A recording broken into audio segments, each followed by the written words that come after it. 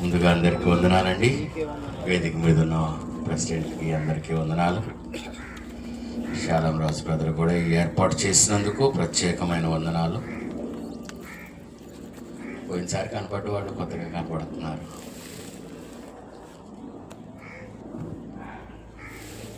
పోయినసారి వచ్చిన వాళ్ళు ఎంతమంది ఉన్నారు ఒక్కసారి చేయొద్దండి.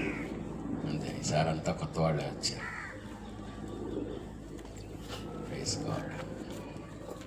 అంటే పోయినసారి బాగా హార్ట్ అయినట్టుంది.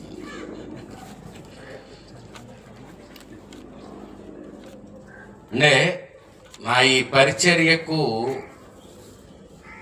నా మూలం భావం మీకన్నా నాకు ఎక్కువ తెలుసని కాదు, మీకన్నా పెద్ద సేవకుడిని కాదు. కొన్ని పరిస్థితులు వాక్యంలోనే మనం ఎలా తప్పుగా వెళ్తున్నామో వాక్యంలోనే, బయట కాదు. అది పోయినసారి వివరించడం జరిగితే కొంతమంది బాధపడ్డారు, రావడం మానేశారు. ఇప్పుడు నాకు అర్థమైంది 5గురే వచ్చారు అని. మళ్ళీ సో వచ్చిన వాళ్ళకి ప్రత్యేకమైన కృతజ్ఞతలు. సో దాన్ని అంగీకరించారని నాకు అర్థమైంది. మరలా వచ్చిన వాళ్ళు, రాని వాళ్ళు అది డైజెస్ట్ చేసుకోలేకపోయారని అర్థమైంది. కానీ ఒకటేనండి నా ఉద్దేశం, వాక్యంలో మనమంతా బైబిల్లో ఉన్నదంతా కరెక్టే అనుకుంటాం. బంగారపు గని ఉంది, మొత్తం తెచ్చి ఇంట్లో పెట్టుకుంటామా? గని మాత్రమే తెచ్చుకుంటామా?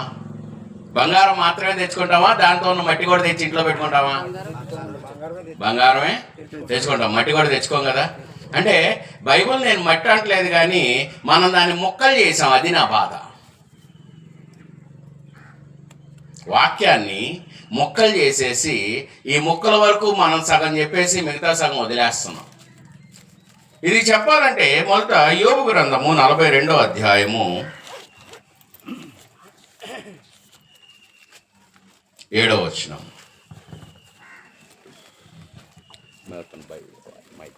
యెహోవా యోబుతో ఆ మాటలు పలికిన తరువాత ఆయన తేమానీయుడైన ఎలీఫజుతో ఇలాగ సెలవిచ్చాడు, నా సేవకుడని యోబు పలికినట్లు మీరు నన్ను గూర్చి యుక్తమైనది పలుకక కనుక నా కోపం నీ మీదను. ఒక్క నిమిషం. ఇక్కడ ఎలీఫజుతో ఎవరు మాట్లాడుతున్నారు? యోబా? యెహోవా యోబుతో ఆ మాటలు పలికిన తర్వాత ఆయన తేమానీయుడైన ఎలీఫజుతో ఇలా సెలవిచ్చాను, నా సేవకుడైన యోబు పలికినట్లు మీరు నన్ను గూర్చి యుక్తమైనది. అంటే యోబు గ్రంథంలో ఎవరెవరు మాట్లాడారు? యోబు ఒక్కడేనా? మిగతా ఇద్దరు కూడా మాట్లాడినవి ఉన్నాయా? ముగ్గురి మాట్లాడినవి ఉన్నాయిగా. ముగ్గురు యోబు మాట్లాడినవి కూడా ఉన్నాయి. కానీ ఇక్కడ దేవుడు ఏమంటున్నాడు? యోబు మాట్లాడినట్లు మీరు మాట్లాడలేదు. అంటే అది తప్పనించాడా? మీరు కూడా కరెక్టే మాట్లాడారు అంటున్నాడా? తప్పని ఎంచాడు. అంటే మరి యోబు గ్రంథంలో మనం తప్పనించే వచ్చిన ఏమైనా ఉందా? మనం మాట్లాడొచ్చా అలాగా? ఇక్కడ ముగ్గురియే తప్పు. సరే, ముగ్గురు తప్పులు కన్నా ఒకళ్ళ తప్పు చూద్దాము. యోబు గ్రంథం 13వ అధ్యాయము. అమ్మా, తన భార్య చెప్తుందా? భార్య గురించి కాదులేమ్మా. 15:14 యోబు గ్రంథము 15వ అధ్యాయము 14. శుద్ధుడగుటకు నరుడు ఏపాటివాడు, ఆలోచించుము, ఆయన తన దూతల యందు నమ్మిక ఉంచడు. ఆకాశ వైశాల్యము ఆయన దృష్టికి పవిత్రము కాదు. ఒక్క నిమిషం. ఇక్కడ యోబుని గురించి మాట్లాడుతున్నారా? దేవుని గురించి మాట్లాడుతున్నారా? దేవుని గురించి. దేవుడు కదా ఆకాశ విశాలను గాని దూతలను గాని దేవుడు చూస్తాడా? యోబు చూస్తాడా? దేవుడేగా. అంటే ఈ ముగ్గురు స్నేహితులు యోబుతో మాట్లాడుతూ మధ్యలో ఎవరిని నిందిస్తున్నారు? దేవుడిని నిందిస్తున్నారు. అంటే ఇక్కడ ఒకటే మాట మాట్లాడుతున్నాడు, యోబు పలికినట్లు మీరు నన్ను గూర్చి యుక్తముగా మాట్లాడలేదు. ఏం మాట్లాడలేదు? నా సృష్టినే మీరు ఏలెత్తి చూపెడుతున్నారు. మరి మనం కోపం కూడా వచ్చినప్పుడు ఏమంటామంటే దేవుడే తన దూతల్ని ఇచ్చేయడు అంటామా అనమా? మరి ఇది కరెక్టా? బైబిల్లో ఉంది కదా, బైబిల్లో ఒక పొల్లైనను తీయకూడదు. మరి ఈ మాట నేను పలకొచ్చా అంటే గమనించండి, దేవుడు మనతో ఏం మాట్లాడుతున్నాడు, ఎలా మాట్లాడుతున్నాడు అన్నది కూడా మనం గమనించాలి. అందుకే యోబుతో దేవుడి మాట అంటాడు, అయ్యా నువ్వు బాగానే మాట్లాడావు నా గురించి, కానీ నీ ముగ్గురు స్నేహితులు నా గురించి మాట్లాడలేదు. ఎంతగా మాట్లాడలేదు? నన్ను నా సృష్టినే వారు ఏలెత్తే చూపించే స్థాయిలో మాట్లాడారు. హల్లెలూయా. హల్లెలూయా. ఇప్పుడు మనం వచ్చిన చెప్తామా చెప్పమా? మరి చెప్తే మరి మనకి శ్రమ ఆశీర్వాదమా? శ్రమ. ఎందుకు అక్కడ దేవుడు పొగిడాడా యోబుని? యోబును పొగిడాడు కానీ ముగ్గురు స్నేహితుల్ని పొగడలేదు. ఎందుకు పొగడలేదు అంటే వీరు మాటలో మాట దేన్ని అంటించారు? దేవుడికే అంటించేశారు. ఏమేమంటున్నారు చూడండి. శుద్ధుడొకటకు నరుడు ఏ పాటివాడు, నిర్దోషుడొకటకు స్త్రీకి పుట్టినవాడు ఏ పాటివాడు. నిర్దోషుడొకటకు స్త్రీ పుట్టినవాడు ఏ పాటివాడు. భూమి మీద ఎవరు లేరు, కానీ దేవుడు ఎవరిని చేశాడు? ఇక్కడ యేసుక్రీస్తు వారిని చేశాడు. ఆమె నరుడు ఏ పాటివాడు అన్నప్పుడు తన స్వరూపములో ఆ నరుడిని కుమారుడిగా లోపం లేకుండా తయారు చేశాడు. అంటే చేయగలడా లేదా? మరి ఇప్పుడు ఈ వాక్యం తప్ప కాదా? ఇది మనం జనాలకి చెప్పొచ్చా చెప్పకూడదా? చెప్పాలా? చెప్పకూడదు.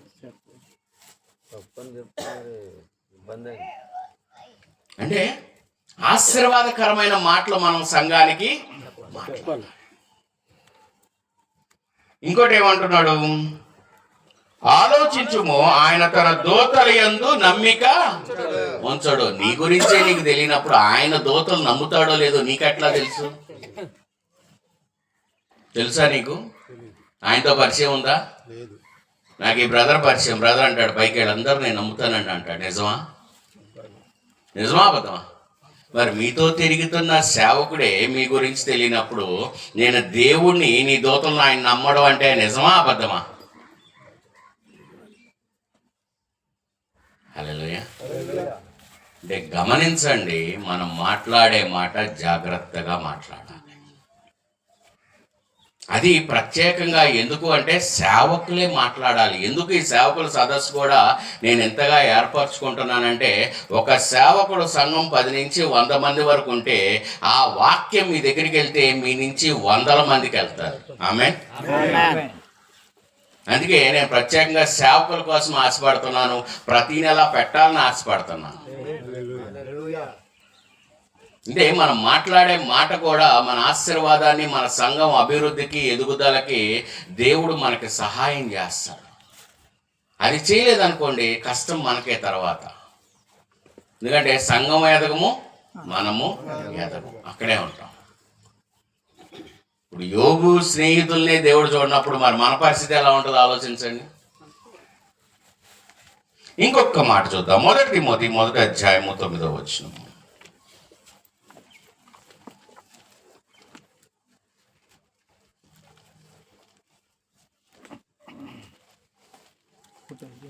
మొదటి తిమోతి 1వ అధ్యాయం 9వ వచనం. ఆయనను శ్రీమంతుడగు దేవుడు నాకు అప్పగించిన ఆయన మహిమగల సువార్త ప్రకారము ధర్మశాస్త్రము ధర్మ విరోధులకును, అవిధేయులకును, భక్తిహీనులకును, పాపిష్టులకును, అపవిత్రులకును, మత దోషకులకును, పితృహంతకులకును, మాతృహంతకులకును, నరహంతకులకును, వ్యభిచారులకును, పురుష సంయోగులకును, మనుష్య చోరులకును, అబద్ధికులకును, అప్రమాణికులకును, హితబోధకు విరోధి అయిన వాడు మరి ఎవడైనను ఉండిన ఎడల అట్టివానిని నియమింపబడిన గాని నీతిమంతునికి నియమింపబడలేదని ఎవడైనను ఎరిగి ధర్మానుకూలముగా దానిని ఉపయోగించిన ఎడల ధర్మశాస్త్రం మేలైనదని మనం ఎరుగుదాము. ధర్మశాస్త్రము మేలైనది. ఎవరికి కాదు? అంతకులు, అంటే అబద్ధికులు, వీళ్ళ కోసము ధర్మశాస్త్రం అనేది రూపాంతరం చేయబడింది. వాళ్ళు అది చూసి నేర్చుకుని దాంట్లో నడవండి. అమ్మ కిందకు వచ్చినాడు, వచ్చేయండి, ఎదురుకొచ్చేయండి, మీరు వెనకుండకూడదు. 18 వచ్చిన ఒకసారి చూద్దాం. నా కుమారుడైన తిమోతి, నీవు విశ్వాసమును మంచి మనసాక్షి కలిగిన వాడవై నిన్ను గూర్చి ముందుగా చెప్పబడిన ప్రవచనములు చెప్పున ఈ మంచి పోరాటము పోరాడవలనని వాటిని బట్టి ఆజ్ఞ నీకు అప్పగించుచున్నాను. అట్టి మనసాక్షిని కొందరు త్రోసివేసి విశ్వాస విషయమై బద్దలైపోయిన వారి వలె చెడి ఉన్నారు. వారిలో హోమమైనను అలెగ్జాంద్రును ఉన్నారు. వీరు దూషింపకుండా శిక్షింపబడుటకై వీరిని సాతానులకు అప్పగించితేనే. వీరిని ఎవరికి అప్పగించారంట? వీళ్ళిద్దరు ఎవరు? తిమోతికి చెప్తున్నప్పుడు వీళ్ళిద్దరు ఇంకొక సేవకులు. ఈ సేవకులు ఏం చేస్తున్నారు? విశ్వాసానికి విరోధంగా మాట్లాడుతున్నారు. ఎప్పుడైతే విరోధంగా మాట్లాడుతున్నారో ఇక్కడ దూషించకుండా, పౌలు దూషించకుండా ఎవరికి అప్పగించాడంట? అమ్మ మీరు వాక్యం చదవండి, ఆవేశపడి చెప్పారు. సాతానికి అప్పగించాను అంటే ఇక్కడ పౌలు ఏం చేశాడు? ప్రభా ఈ బిడ్డలకు క్షమించంటున్నాడే, బిడ్డలకు సాతానికి అప్పగించంటున్నాడా? క్షమించాలి కదా, కానీ ఇక్కడ ఏం చేస్తున్నాడు? మరి పౌలే సాతానికి అప్పగిస్తే మరి మనం ఒక వాక్యం తప్పు సంఘానికి చెప్తే దేవుడు మనల్ని ఎవరికి అప్పగించాలి? హల్లెలూయా. జాగ్రత్త పడండి. ఎందుకంటే ఈ మాటలు ఎందుకు చెప్పవలసి వస్తుందంటే, పౌలే తన కోపం వస్తే ఇద్దరు సేవకుల్ని, ఎందుకు? వారి విశ్వాసం బద్దలైపోయిందని ఇద్దరు సేవకుల్ని ఎవరికి అప్పగించాడు? ఆయన తిడుతున్నాడా? మనం తిడతాం. ఆ పాస్టర్ దొంగ, ఈ పాస్టర్ దొంగ, వాడు దొంగ బోధకుడు. పౌలు ఏం చేస్తున్నాడు? తిట్టట్లా, సాతానికి అప్పగిస్తాడు. సాతాను ఏం చేస్తుంది? శోధిస్తుంది. బైబిల్లో ఈ ఎవరు అనుభవించారు ఇది? అమ్మా యోబు, ఇంకా యేసుప్రభు అనుభవించలేదండి. మొదటి సమూయేలు గ్రంథము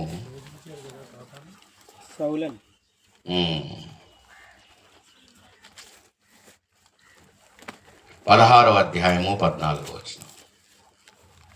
మొదటి సమూయేలు గ్రంథం.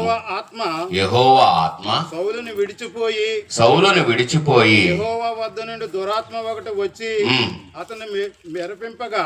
ఇక్కడ ఏ ఆత్మ వెళ్ళిపోయింది? దేవుని ఆత్మ ఎవరిలోంచి వెళ్ళిపోయింది? ఎవరి దగ్గర నుంచి ఇంకో ఆత్మ వచ్చింది? ఏం ఆత్మ వచ్చింది? ఎవరిలోకి వెళ్ళింది? దేవుని ఆత్మ సౌలుని విడిచిపోయి అదే దేవుని దగ్గర నుండి ఒక దురాత్మ వచ్చి సౌలుని శోధించడం మొదలుపెట్టింది. హల్లెలూయా. ఇప్పుడు సేవకుల క్షేమమేనా? దేవుని ఆత్మ సౌలుని విడిచిపోయి యెహోవా యొద్ద నుండి ఒక దురాత్మ వచ్చి సౌలుని శోధించింది. ఆ తర్వాత వచ్చింది చదవండి. సౌలు సేవకులు దేవుని యొద్ద నుండి దురాత్మ ఒకటి నిన్ను వెరిపించుచున్నదని మా ఏలిన వాడవైన నీవు ఆజ్ఞనిమ్ము. ఒక్క నిమిషం. ఇప్పుడు ఈ దురాత్మ వచ్చిందని సౌలుకు తెలిసిందా, సేవకులకు తెలిసిందా? అంటే సౌలుకి ఏమైనా తెలిసిందా? నేను పాస్టర్ని, నాకు అందరు గౌరవం ఇవ్వాలి, నాకు ఉన్నతమైన స్థానం ఇవ్వాలి. కానీ నీలో ఉన్న దురాత్మను ఎవరు చూస్తున్నారంట? సేవకులు చూస్తున్నారు. మా పాస్టర్ గారు ఏంటి, ఎలా చేస్తున్నారు, ఏం చేస్తున్నారు అంటే మనం మాట్లాడే ప్రతి మాట మన కింద ఉన్న వారికి అర్థమైంది, మన పైన ఉన్న వారికి అర్థమైంది. కింద ఉన్న వారికి చాలా సేఫ్, కింద ఉన్న వారు చాలా సేఫ్. ఎందుకంటే వాళ్ళు ఎవరిని నమ్మారు? గొర్రెల కాపర్ని నమ్మారు. కాపర్ ఏది చెప్తే అదే ప్రార్థన చేశారు. రేపు దేవుని విషయంలో దేవుని దగ్గరికి వెళ్ళాక, అయ్యా మా కాపర్ ఇదే చెప్పాడు కాబట్టి మేము ఇదే ప్రార్థన చేశామంటారు. మరి ఇప్పుడు దేవుడు ఎవరిని ప్రశ్నించాలి? వాళ్ళనా కాపర్నా? కాపర్ని. ఆ కాపర్ను ప్రశ్నించేటప్పుడు మరి ఆ కాపర్ జీవితం ఎలా ఉంటుంది? వాడు బాగుంటుందేమో. 100 మంది ఉంది, చక్కగా కానుకలు వస్తున్నాయి, నేను సిటీలో 2-3 ఇళ్ళు కట్టాను, ఒక కారు కట్టాను, సంఘం బాగుంది, నడుస్తుంది, లేదా నా నెల గడుస్తుంది, బాగుంది. కానీ నీ కింద ఇచ్చిన 100 మంది కోసము నువ్వే తీర్పు చెప్పాల్సి వచ్చినప్పుడు మనందరం వాళ్ళు భయపడేది అదే. క్రైస్తవులు మాత్రమే భయపడతారు. అయ్యా రాకడ దినమునందు మీరందరూ దేవుని ముందు నుంచోవాలని క్రైస్తవులు మాత్రం భయపడతారు, ఇంకెవ్వరూ భయపడరు. కానీ మరి ఆ నుంచోవాల్సి వచ్చినప్పుడు సేవకుడు నీ నిమిత్తం కాదు, నీకు ఇచ్చిన 100 మంది నిమిత్తము నువ్వు నుంచొని సమాధానం చెప్పాల్సి ఉంటుంది. అయ్యా నాకేం బాధ్యత? వాక్యం చెప్పమన్నాడు, సర్వసృష్టికి వెళ్ళి దేవుడు చెప్పమన్నాడు కాబట్టి చెప్తున్నాను, వాళ్ళ జీవితాలతో నాకేంటి సంబంధం అంటే దేవుడు కూడా అదే అడుగుతాడు. మరి వాళ్ళ జీవితాలతో నీకేంటి సంబంధం అన్నప్పుడు, మరి నువ్వు ప్రతి నెల నిన్ను పోషించింది వాళ్లే కదా, మరి వాళ్ళకి నువ్వు కాక ఎవరివి కర్తవ్య అని అడుగుతాడు. అవునా కదా? మనం దశంభాగం ఇవ్వకపోతే మీరు దశంభాగం ఇవ్వట్లేదని మనం ఏలెత్తి చూపించినప్పుడు దేవుడు కూడా మనం అదే అడుగుతాడు. వాళ్ళ కష్టార్జితంలో నీకు 10% నిన్ను కూడా పాలిభాగస్తుని చేశారు కదా, మరి నువ్వు కూడా వాళ్ళ కష్టంలో నువ్వు పాలిభాగస్తుడే కాబట్టి వాళ్ళు విన్న వాక్యానికి కర్తవు నువ్వే. ఎందుకు దేవుడికి అంత కోపం అంటే,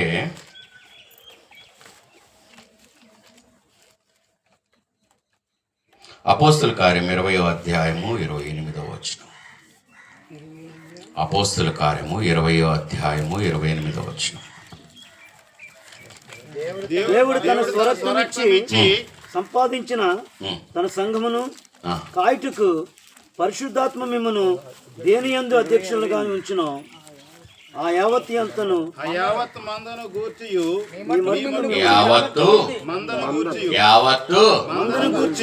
ఇప్పుడు ఆ మందను గురించి ఎవరు సమాధానం చెప్పాలంట? దీనికన్నా ఉద్యోగం చేసుకోవడం శ్రేష్టం కదా, నా కుటుంబం నేను పోషించుకుంటే సరిపోతుంది, నా కుటుంబానికి నేను కర్తనైతే సరిపోదు జాగ్రత్తగా. కానీ ఎందుకు సేవకుడు ఎంత గట్టిగా మాట్లాడుతున్నాడంటే, దేవుడు తన స్వరక్తం ఇచ్చి సంపాదించిన తన సంఘము, ఒక నిమిషం, తన స్వరక్తం ఇచ్చి అంటే ఆయన శిలువ మీద వెల చెల్లించింది ఇవాళ మీ ఇంట్లో ఉన్న సంఘం, మీ చర్చిలో ఉన్న సంఘం. అది ఆ సంఘానికి మిమ్మల్ని కర్తలుగా చేశాడు. మరి ఆ స్వరక్తం ఇచ్చిన సంఘానికి సరైన వాక్యాహారం ఎలా పోతే ఎవరి కోపం వచ్చింది? ఇప్పుడు మిమ్మల్ని సాతానికి ఎవరికి అప్పగిస్తారు? సేవకులే చెప్తారు, మాకు ఎన్ని కష్టాలునండి, మాకున్న కష్టాలు ఎవ్వరికీ లేవు. ఎందుకు లేవు అంటే, సౌలు దగ్గర నుంచి దేవుని ఆత్మ వెళ్ళిపోయి దేవుని దగ్గర నుంచి ఏ ఆత్మ వచ్చింది? దురాత్మ వచ్చింది. అంటే ఇప్పుడు కష్టం ఎవరికి? సంఘానికా సేవకుడికా? ఎందుకని?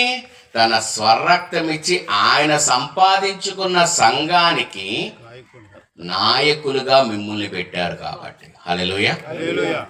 చాలా మంది చెప్తావు, అయ్యా నేను ఇదిగో 100 మందికి బాప్తిజం ఇచ్చాను, 500 మందికి బాప్తిజం ఇచ్చాను, 2000 మందికి ఇచ్చాను, నా రికార్డు. ఈ 2000 మందికి సమాధానకర్తవు నువ్వే. అందుకే పౌలు ఎవరికే బాప్తిజం ఇచ్చాడా? నాకు తెలిసి 2-3 కుటుంబాలకి ఇచ్చాను అంటాడు, అంతే.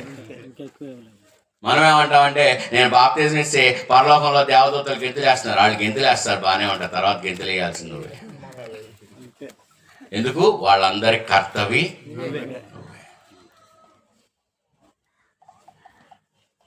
యోబు ముగ్గురు గురించి దేవుడు మాట్లాడినప్పుడు యోబును ప్రార్థన చేయమన్నాడా? వాళ్ళ పాపను వాళ్ళు పోతారన్నాడా? అది నువ్వు ప్రార్థన చేస్తేనే నేను ఆ ప్రార్థన అంగీకరించి ఆ ముగ్గురికి క్షమాపణ ఇస్తాను. అంటే గమనించండి, మనకు ఎంత బాధ్యత అప్పగించాడు.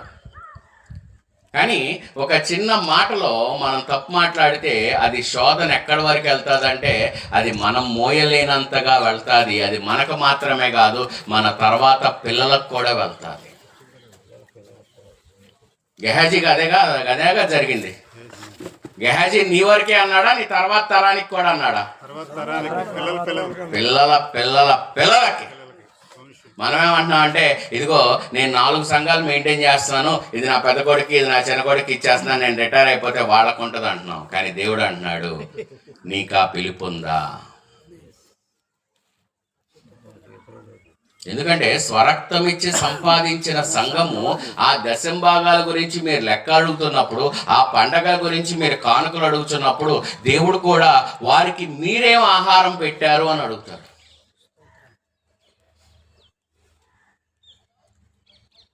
మత్తయి సువార్త 13వ అధ్యాయము 8వ వచనం. పోయినసారి చెప్పాను, ఇప్పుడు అందరు కొత్త వాళ్ళు వచ్చారు కాబట్టి మళ్ళీ ఒక్కసారి చెప్తున్నాను. మత్తయి సువార్త 13వ అధ్యాయము 8వ వచనం. కొన్ని మంచి నేలను పడి ఒకటి 100 గాను, ఒకటి 60 గాను, ఒకటి 30 గాను ఫలించెను. చెవిగలవాడు వినును గాక అని చెప్పాను. చాలండి. ఎక్కడ పడ్డాయి అంటే ఇప్పుడు మీరు ఇదే స్థానంలో నుంచున్నారు, మీ సంఘం అక్కడ ఉంది. మీరు చెప్తున్న మాట ఆ సంఘం ఏంటి? అది మంచి నేల. సంఘం మంచి నేల. ఆ మంచి నేలను వెత్తబడి ఒకసారి చదవండి. ఒకటి 100 గాను, ఒకటి 60 గాను, ఒకటి 30 గాను ఫలించును. మరి ఇక్కడ నుంచి మనం ఏమంటున్నామంటే సంఘములో ఎవరికైనా ప్రార్థన చేయాల్సిన మీరు 30 60 100 ఫలించును. దేవుడు 100తో మొదలు పెట్టాడా, 30తో మొదలు పెట్టాడా? మనం ఎలా మొదలు పెట్టాం? 30 గాను, 60 గాను, 100 గాను. 30 వచ్చి ఎవరన్నా పాస్ అయిన వాళ్ళు ఉన్నారా? మొన్న కోవిడ్లో తప్ప నాకు తెలిసి జీవితంలో 30కి పాస్ అయినవాడు ఎవడు లేడు. కోవిడ్కి ఏంటంటే అది కూడా వేయలేదు కాబట్టి. అంటే దేవుడు బైబిల్లో వచ్చినవేముంది? ఒకటి 100 ఒకటి 60 ఒకటి 30 నువ్వు వాక్యం ఎంతగా విత్తుకుంటే ఆ విత్తుకున్న దాన్ని బట్టే నీ మంచి నేల మీద ఆశీర్వాదం ఆధారపడి ఉంటుంది. ఇప్పుడు ఈ అయ్యగారు బాగా విత్తుకున్నారు 100, ఈ అయ్యగారు కొంచెమే మధ్య మధ్యలో వదిలిపోయినాయి 60, ఈ అయ్యగారు చెప్పానులే ఒక కథ 30. ఒకడికి 30 60 100, ఒక్కొక్కడికి 100 60 30. నా సామర్థ్యం 100, నా సామర్థ్యం 100. ఎందుకు? నేను మంచి నేల. ఇప్పుడు నేను 100 ఫలించాలని అడగాల, లేదా 30 60 100 ఫలించండి అనాలా? మరి సేవకులుగా మన నోట్లో ఏముంది? 30 60 అంటే మొదటే నీ నోట్లో ఎక్కడ మొదలు పెట్టావు? 30తో ఖండించేసావు వాడిని. అక్కడ బైబిల్ చెప్పిందా 30? సేవకుడి నోట్లో 30 ఉంది. నిన్ను బోధించమని ఆ సంఘాన్ని నీకు అప్పగిస్తే వాళ్ళు 30 ఫలించమని నీ నోటితో నువ్వు పలికినప్పుడు నేను ఎందుకు నిన్ను ఆశీర్వదించాలని దేవుడు మిమ్మల్ని అడుగుతున్నాడు. ఒకటి 100 ఒకటి 60 ఒకటి 30 ఫలించును. ఒక్కొక్కడికే ఎవరి సామర్థ్యం వాళ్ళదేనండి.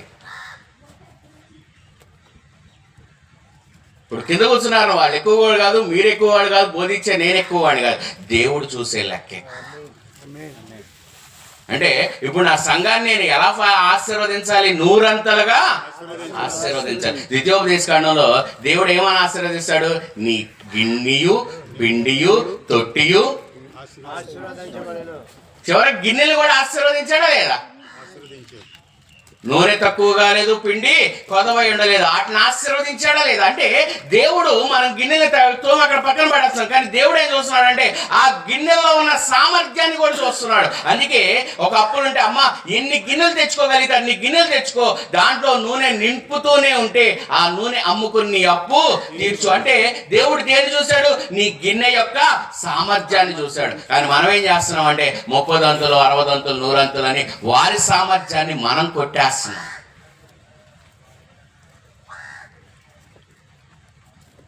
అందుకే దేవుడు అన్నాడు మీరు యుక్తమైనవి పలకలేదు. పౌలేమన్నాడు తెలివిగా వీరికి సాతానికి అప్పగించేశాను. నేను వీళ్ళని తిట్టను, వీళ్ళని దూషించకుండా. అవునా కదా? అంటే నేను మాట్లాడే మాటే నా సంఘానికి ఆహారం. అందుకే దేవుడు చివరికి చెవి గలవాడు. మరి ఎంతకాలం ఎవరు విన్నారు? ఎన్నిసార్లు చదివాం ఇది? చదివామా లేదా? కానీ ఎన్నిసార్లు చదివినా ఏం మాట్లాడాం? 30 60 100. దేవుడు ఎలా మొదలు పెట్టాడు? కొన్ని మంచి నేలను పడి 100. చెవి గలవాడు వినును గాక. అంటే ఇప్పుడు ఎవరికి చెవులు లేవు? సంఘానికా సేవకులికా? బైబిల్ ఇప్పుడు మనమేం రాసుకోలేదు కదా, రాసామా? ఈ స్పెషలైజేషన్ మనకు రాలా. ఇప్పుడు మన పూర్వీకుల నుంచి అదే మాట వచ్చింది కాబట్టి ఇవాళకి అదే మాట మాట్లాడుతున్నాను తప్ప ఎన్నిసార్లు నేను బైబిల్ చదివినా దేవుడు ఎలా కాదు కదా చెప్పిందని నేను ఎప్పుడూ మార్చుకోలా. ఎప్పుడు నా మాటను నేను మార్చుకొని వాక్యానుసారం నేను మాట్లాడలా. వాక్యము 2 అంచుల పదునైన ఖడ్గము, సేవకుడిని కూడా కోస్తుంది. ఎందుకు? తన స్వరక్తం ఇచ్చి సంపాదించుకున్న సంఘం అది. మీరు నచ్చినట్టు మీరు దోచుకుంటారంటే దేవుడు ఊరుకుంటాడా? అందుకే ఆహారం ఎంతగా పెట్టమన్నాడు?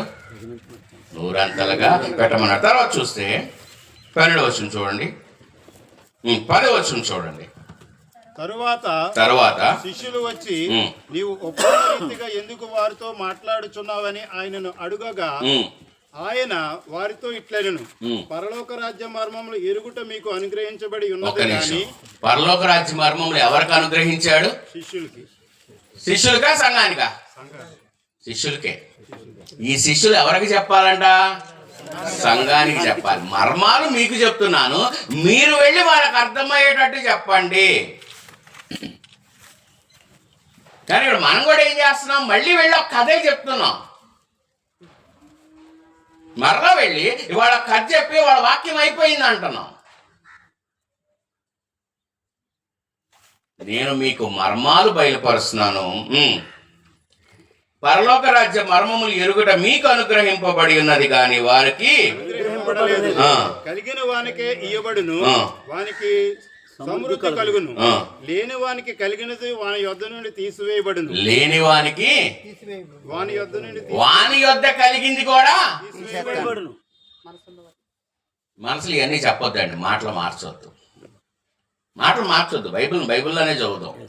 వాక్యం మనకు నచ్చినట్టు మనం ఏదో చెప్పేసుకుని ఇక్కడ మనసులో అయ్యనట్టు మనసులో ఏమొద్దు, డబ్బులే మాట్లాడదాం. కలిగిన వానికే ఇయ్యబడును, లేని వానికి వాని యొద్ద ఉన్నదియు. ఆయా అప్పుల వెనకాల అప్పులు అంటే దేవుడు కూడా అంటున్నాడు, నువ్వు దాన్ని పెంచలేవు కాబట్టి నీ దగ్గర ఉన్నది కూడా నేను తీసేస్తున్నాను. భూమిలో నాటిన వాడిని ఏం చేశాడు? దాచిపెట్టిన వాడిని. బడా మంచి దాసుడా చెడ్డ దాసుడా? చెడ్డ దాసుడు. దాచిపెట్టాడుగా, దాచిపెట్టుకున్నాడు కదా. మరి దాచిపెట్టుకున్నాడు చెడ్డోడు ఎందుకు అయ్యాడు? 5ని 10 చేసినోడు మంచోడు ఎందుకు అయ్యాడు? అదే దేవుడు కూడా అన్నాడు, కలిగిన వానికే ఇయ్యబడును. ఈ ఒక్క నాణ్యం కూడా తీసి ఎవరికి ఇచ్చాడు? కలిగిన వానికి ఇచ్చాడు, ఇంకో లేనోడికి ఇచ్చాడా? అందుకే మనం కూడా అంటాం, అరే డబ్బున్నోడికే డబ్బు వస్తుంది అంటే డబ్బున్నోడు వాక్యాన్ని గ్రహించాడు, డబ్బు లేనోడు వాడిని చూసి ఏడుస్తున్నాడు.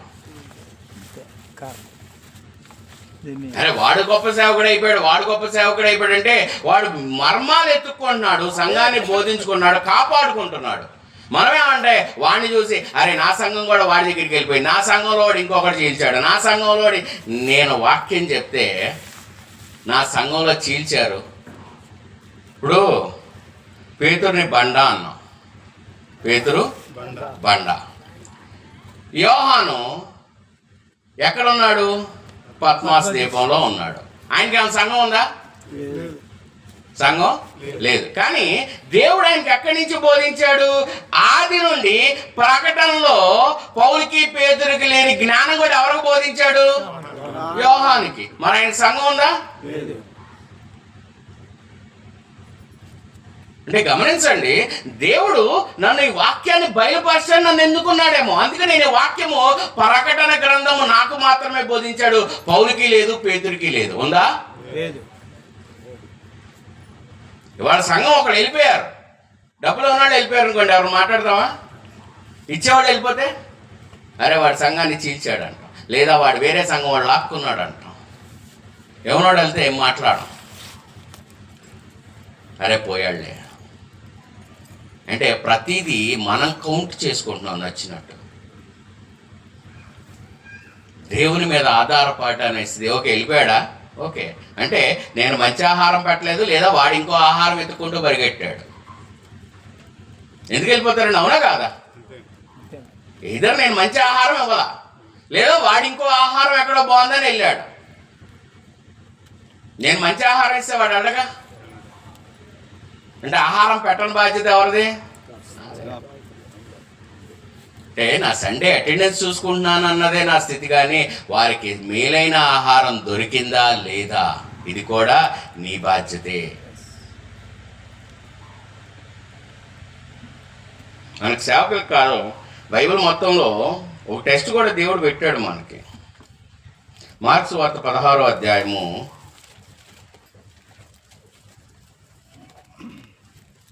15వ వచనం. మరియు మీరు సర్వలోకమునకు వెళ్ళి సర్వ సృష్టికి సువార్తను ప్రకటించుడి. నమ్మి బాప్తిసం పొందిన వాడు రక్షింపబడను, నమ్మని వానికి శిక్ష విధింపబడను. ఇది మనందరం అదేగా చెప్తాం. నమ్మి బాప్తిజం పొందినవాడు రక్షింపబడును, నమ్మని వానికి. మనందరం వీళ్ళు అన్యుల దగ్గర ఏం చెప్తున్నాం? అయ్యా బైబిల్లో ఈ మాట ఉంది, మేము నమ్మాం కాబట్టి మేము రక్షించబడ్డాం, మీరు నమ్మకపోతే మీకు శిక్ష విధించబడుతుంది అని మనం వెళ్ళి అన్యులకు చెప్పి మా దేవుడు గొప్పోడు రండి అని మనం చెప్తున్నాం. దేవుడు ఏమంటున్నాడు చూడండి, తర్వాత వచ్చిన నమ్మిన వారి వలన సూచక్రియలు కనబడును. ఏంటి ఆ సూచక్రియలు?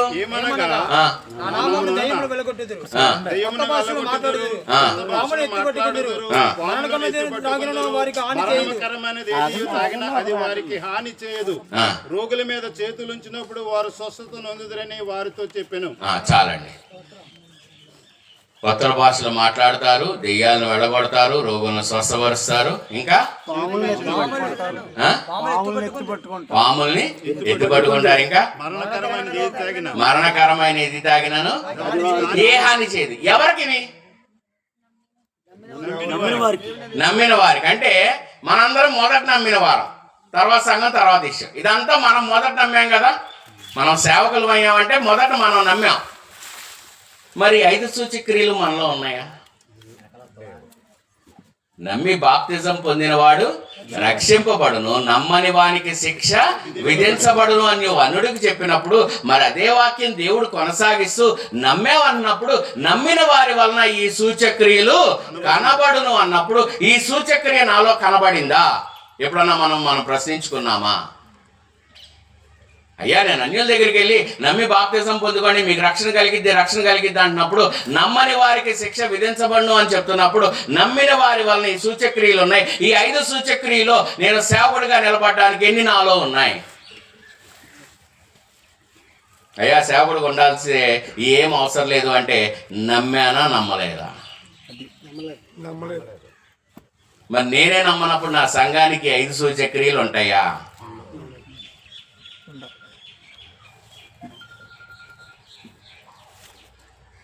పోయిన నెల వచ్చినాడు, ఈ నెల ఎందుకు రాలేదంటే ఇదే అడిగాను, అందుకే రాలేదు.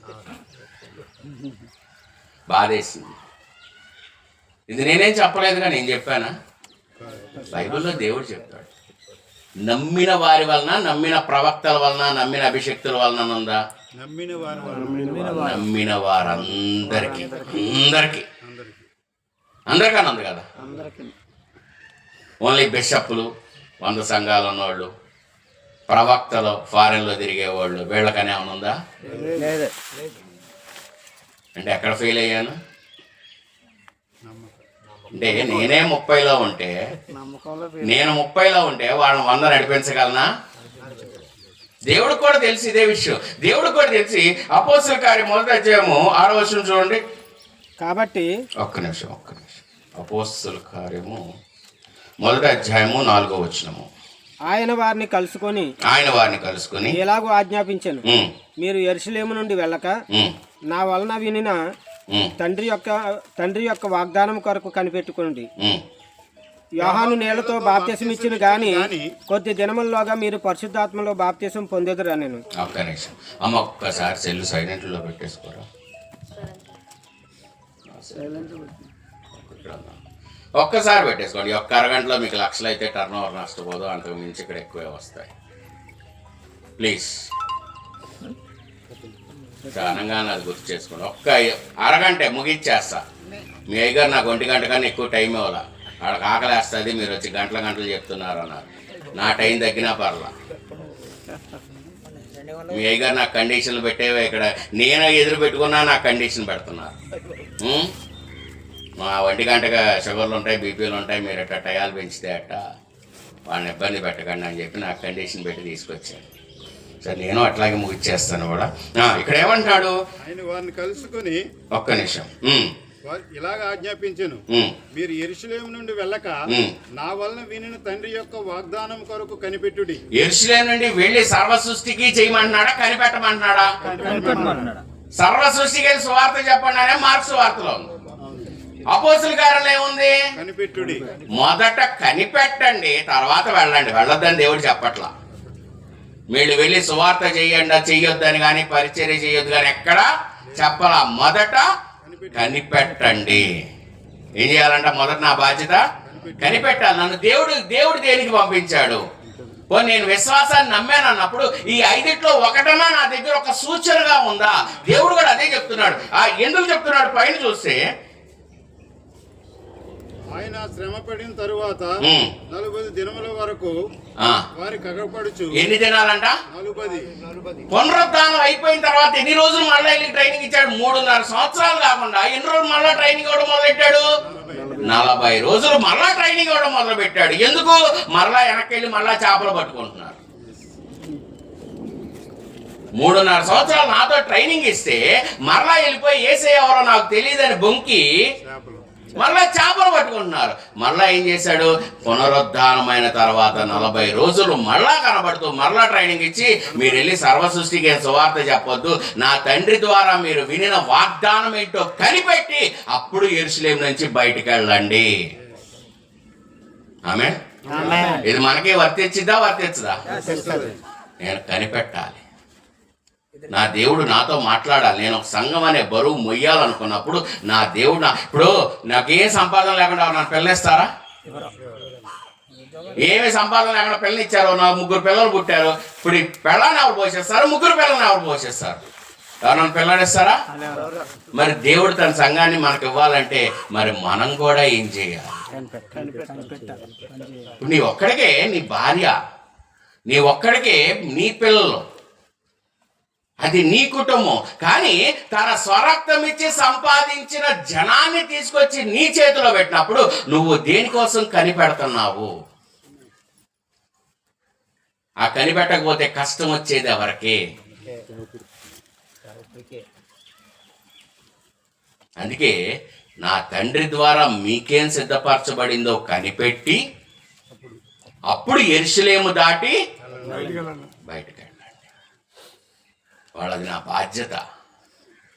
నీకు పిల్లనివ్వాలంటేనే ఒక వ్యక్తి ఆలోచించేటప్పుడు తన స్వరక్తం ఇచ్చే సంఘం, ఎస్ నాకు జాగా దొరికింది, నేను చర్చి కట్టేస్తాను, సంఘం ఊళ్ళో అందరూ నాకు వచ్చేయండి అంటే నీ దగ్గర ఏముంది? నీకు అర్హత ఏంటి?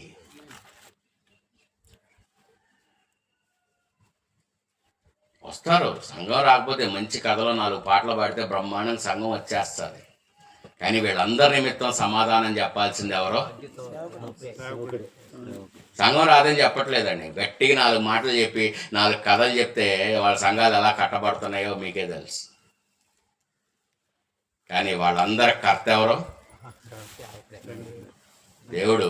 మరి వారికి ఉండే తీర్పు, వారి పిల్లలకు ఉండే తీర్పు ఒక్కసారి గ్రహించండి. ఎందుకు ఇంత నేను ప్రయాసపడి విజయవాడ నుంచి వచ్చి ఎంత దూరం వచ్చి పెడుతున్నానంటే సేవకుల కోసమే. మీ దగ్గర నుంచి నేను ఎదురు కూడా ఏం ఆశించట్లా, నాకు ఎదురేమని ఇవ్వండి అని కూడా ఏం అడగట్లా. కానీ ఒక సేవకుడు రక్షింపబడి కాపాడబడితే మీరందరూ ఆత్మను రక్షిస్తున్నారు కాబట్టి ఆ ఆత్మను రక్షించే భారం మీ మీద ఉన్నది కాబట్టి మీరు సరైన వాక్యాహారం కనుక వారికి అందించగలిగితే మీరు ఇంకా బలపడతారు, దీవించబడతారు, ఆశీర్వదించబడతారు. ఎవ్వరొచ్చి మీ చేపలను ఎత్తుకొని మీ చేపలు ఎందుకు బయటికి వెళ్తున్నాయంటే మీలో బలము లేదు. దేవుని స్వరం గ్రూప్లో ఎంతమంది ఉన్నారు? వాట్సాప్ గ్రూప్లో వీళ్ళు ఎవరు లేరా? ఒక్కళ్ళిద్దరే ఉన్నారా? పోయిన వారం ఎన్ని అద్భుతాలు జరిగినాయి అవన్నీ దాంట్లో పెట్టాం. స్వస్థతలు, అద్భుతాలు పొందుకున్నవాడని పెట్టాం ఆ గ్రూప్లో. అంటే దేవుని మహిమ ఎంతగా సిద్ధపరచబడిందో మీకోసం చూపించాను. అది నేను చూపించడానికి నేను వెల చెల్లించుకొని తిరుగుతున్నా. మీకేంటంటే నా స్వార్థం నాకుంది. నాకే ఫారెన్ ఫండ్స్ రావు, ఆయన జీతం అనే స్వార్థం నాకుంది. ఆమేన్. మీరు సంఘానికి బోధిస్తేనే మీకు జీతం ఇచ్చినప్పుడు మీకు బోధిస్తే ఆయన నాకు జీతం ఇవ్వడా? ఇది నా స్వార్థం. నా స్వార్థం కూడా చెప్తున్నా. అంటే మనిషి ఏదో స్వార్థం కోసమే కదా బతుకుతాడు. ఇది నా స్వార్థము. నేను ఒక సంఘాన్ని కట్టుకుంటే 100, 200, 500 లేదంటే 10 మంది ఆగిపోతారు అక్కడ. కానీ సేవకుల్ని కడితే కొన్ని వేల మంది పరిగెడతారు. ఈ జీవాహారం మీకు ఇవ్వాలన్న దానికోసం నేను పరిగెడుతున్నా. అక్కడి నుంచి నేను జీతం ఆశిస్తున్నా. నా జీతం అక్కడి నుంచే.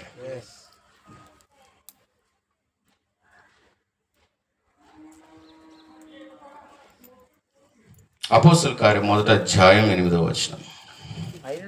అయినను పరిశుద్ధాత్మ మీ మీదకి వచ్చినప్పుడు మీరు శక్తి నందెదురు గనుక. ఏంటంట? పరిశుద్ధాత్మ మీ మీదకి వచ్చినప్పుడు మీరు శక్తి నందెదురు ఏం పొందుతారు? శక్తి పొందుతారు. జాగ్రత్తగా గమనించండి. ఈ శక్తి పొందినప్పుడు ఈ 5 ఒకటి మీ దగ్గర నిశ్చయంగా ఉంటుంది. ఆమేన్. ఈ పరిశుద్ధాత్మ శక్తి వచ్చినప్పుడు ఈ 5 ఒకటి మీకు లోబడి ఉంటుంది. అందుకని ప్రార్థన చేయమన్నాడు. పరిశుద్ధాత్మ శక్తి మీ మీదకి వచ్చినప్పుడు. ఇక్కడ ఒక్కడే గమనించండి. తల్లి మరియ కూడా మనలాంటి బిడ్డే. ఆమె పరిశుద్ధురాలని కానీ గొప్పదని కానీ బైబిల్ ఎక్కడ రాయబడి ఉందా? లేదు. కానీ ఒక దూత వచ్చి ఆవిడ ముందు నిలబడి దయాప్రాప్తురాలా అంటది.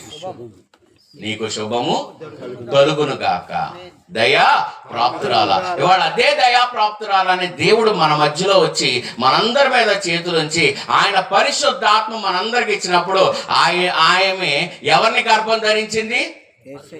ఎవరిని గర్భం ధరించింది? మరియా. ఇవాళ మన మీద పరిశుద్ధాత్మ వస్తే మనం ఎవరిని గర్భం ధరిస్తున్నాం? యేసయ్యని.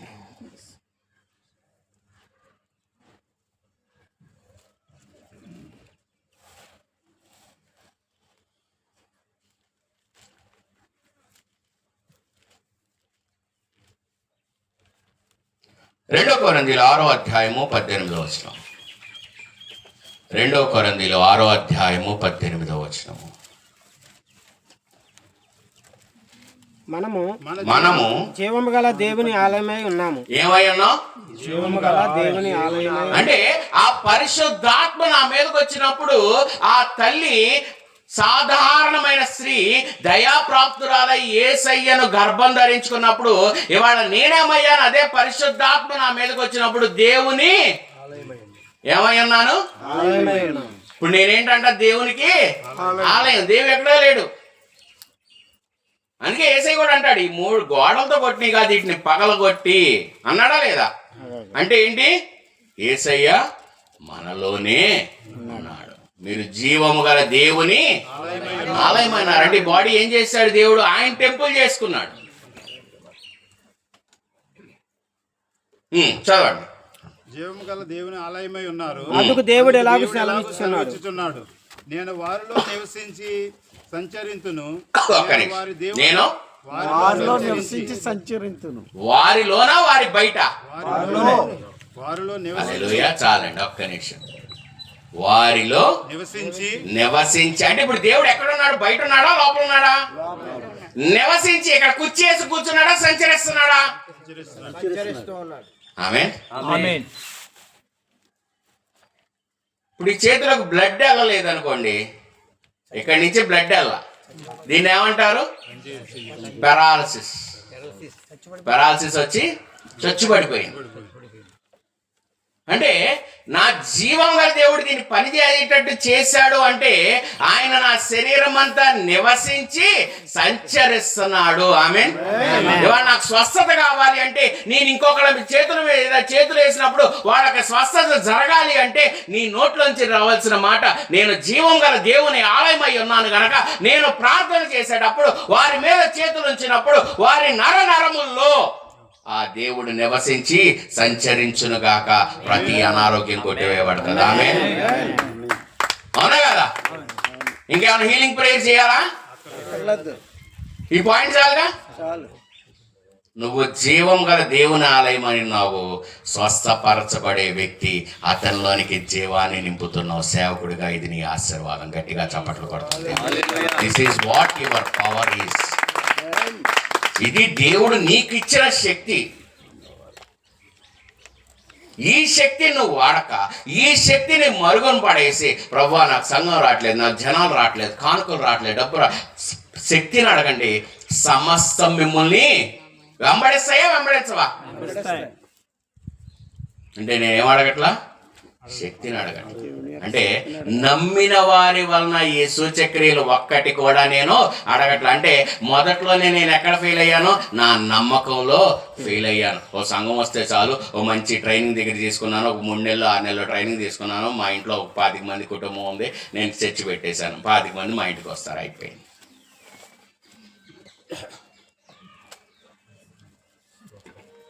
తన స్వరక్తం ఇచ్చి సంపాదించిన సంఘానికి నువ్వు ఎలాగవ్వాలి? మార్గదర్శి అవ్వాలా? వాళ్ళ కానుకలు తీసుకునే వాళ్ళతో పార్ట్నర్ అవ్వాలా? మార్గదర్శి అంటే నేను జీవం గల దేవుని ఆలయం అయి ఉన్నాను, నా చేతికి స్వస్థత అనే వరం ఆయన ఇచ్చాడు, ఉచితంగా ఇచ్చాడు. దీనికి నన్ను ఖర్చు పెట్టమన్నాడా? యెరూషలేములో ఉండి మీరు ప్రార్థన చేస్తే తండ్రి వల్ల మీకేమి సిద్ధపరచబడిందో అది బయలుపరచబడి దానిని బట్టి మీరు పరిచర్య చేయండి. ఏమండి, ఇది ఆ రోజుల్లో జరిగింది, ఈ రోజుల్లో దేవుడు లేడు. మరి నిన్న నేడు నిరంతరము దేవుడు ఏకరీతిగా ఉన్నాడు. మాట అబద్ధమా నిజమా? నిజం. మరి పాము కలిసినప్పుడు పౌలు చనిపోవాలా? పామును విదిలించేసి అది వెళ్ళిపోయింది. మరి పౌలు ఉన్నప్పుడు దేవుడు ఉన్నాడా లేడా? దేవుడు లేడు కదా. పౌలు దేవుడు లేడు. మిగతా ఈ 12 మందికే దేవుడు ఆళ్ళతో నడిచారు, పౌలు దగ్గర దేవుడు లేడు. అప్పుడు ఆయన పునరుద్ధానం అయిపోయాడు. మరి ఆ రోజు పౌలుకున్న దేవుడు ఇవాళకి ఉంటాడా, ఉండడా? ఉంటాడుగా. నిన్న నేడు నిరంతరం ఉన్నప్పుడు మరి పౌలుకు చేసిన దేవుడు వాడు నాకెందుకు చేయడు? దేవుడు ఇది నిన్ను కనిపెట్టమని అడుగుతున్నాడు. దీనికోసం నిన్ను పోరాడమంటున్నాడు. దీనికోసం అక్కడ నువ్వు నిలబడి ఉండు. ఇది నేనిచ్చిన సామర్థ్యం. ఇది నీకు సేవకుడిగా నేను ఎన్నుకున్నానంటే నేనిచ్చిన సామర్థ్యం ఇది నీకు.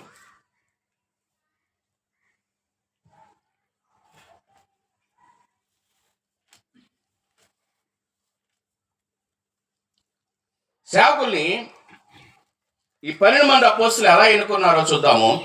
అపోస్తుల కార్యం 6వ అధ్యాయము 3వ వచనం చూద్దాం. అపోస్తులు 6:3.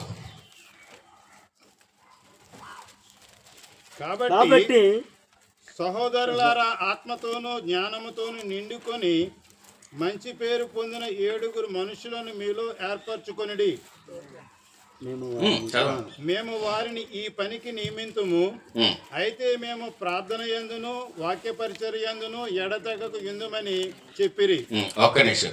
వీళ్ళని ఈ 7 ఎందుకంటే ఈ 12 మంది అపోస్తులు ప్రార్థన చేసుకుంటున్నారు కాబట్టి అక్కడికి వచ్చే వితంతువులకి, అక్కడికి వచ్చే వాళ్ళకి భోజనం సర్వ్ చేసేవాళ్ళు లేక ఒక 7 మాకు సిద్ధపరచండి, వాళ్ళు భోజనాలు పెడతారు, మేము ప్రార్థనలు చేస్తామన్నప్పుడు ఈ 7 ఎవరు అంటే, ఈ 7 ఉన్న క్వాలిఫికేషన్ ఏంటి? మనకి బీటీహెచ్, బీడీవు, ఎంటీహెచ్ ఎండిఓ. కానీ బైబిల్ ప్రకారం ఆత్మతోను ఆ, నిండుకొని ఉంటే చాలా. మంచి పేరు ఆత్మ జ్ఞానము నిండుకొని మంచి పేరు మంచి పేరు. పొందిన వాడు. మన బీటీహెచ్ ఉందా, డాక్టరేట్ ఉందా, ఎండి ఉందా? అంటే ఇవి కావాలి, ఎందుకంటే బైబిల్లో జ్ఞానం తెలుసుకోవడం వరకే. కానీ ఆత్మ, బీటీహెచ్ వాళ్ళు ఆత్మ ఎవరుగా? మనమే తెచ్చుకోవాలిగా. అంటే ఆత్మతోను జ్ఞానముతోను నిండి నిండి. బాణలో రాళ్ళు నీళ్లు నింపమన్నాడా? ఖాళీ బాణ ద్రాక్షారసం అయిపోయిందా? నిండి నిండి. జాగ్రత్తగా గమనించండి, నా మాటను గమనించండి. నిండి. నాకు ఆత్మ ఉంటే సరిపోదు, నిండి.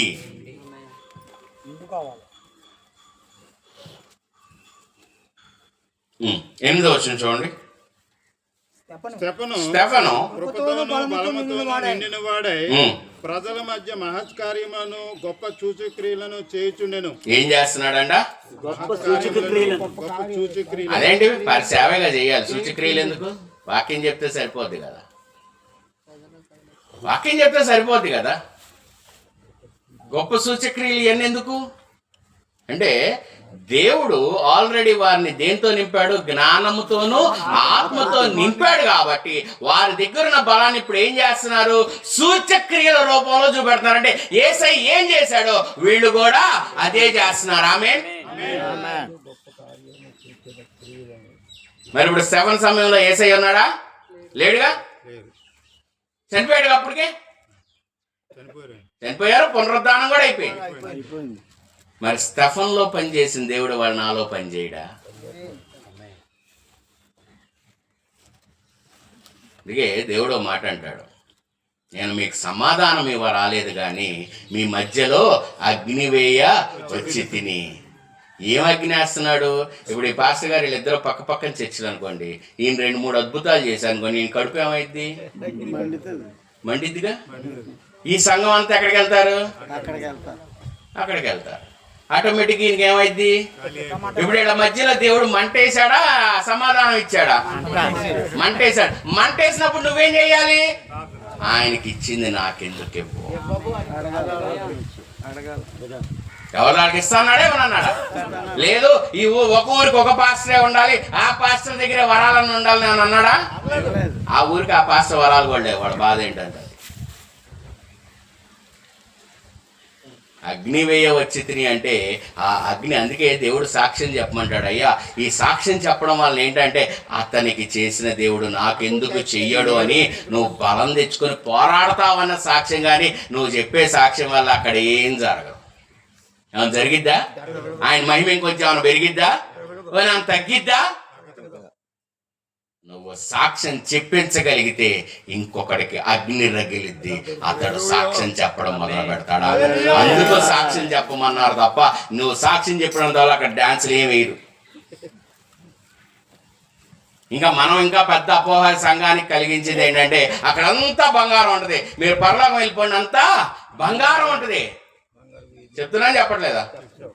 వజ్ర వైడూర్యాలు ఉంటాయి, బంగారు వీధులు. నడుస్తావు, నడవడానికే కాళ్ళు చేతులు ఉండవు. ఉన్నాయా? బిర్యానీ తింటావా? చికెన్ తింటావా? మటన్ తింటావా? అక్క మెళ్ళ గొలుసు బాగుంది చూడంటావా? మరి ఏం చేసుకుంటావు?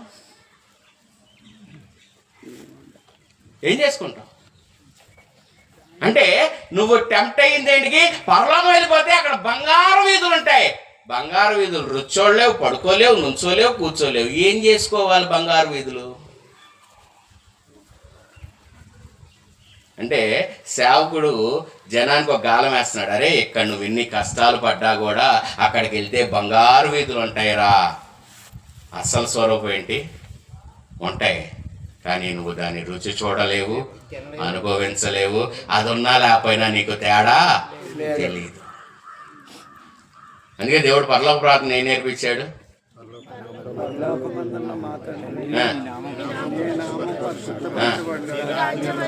ఒక్క నిమిషం. నీ రాజ్యము నీ రాజ్యము నువ్వు చచ్చి పరలోకం వచ్చి బంగారం వేళ మీద నడవాలా?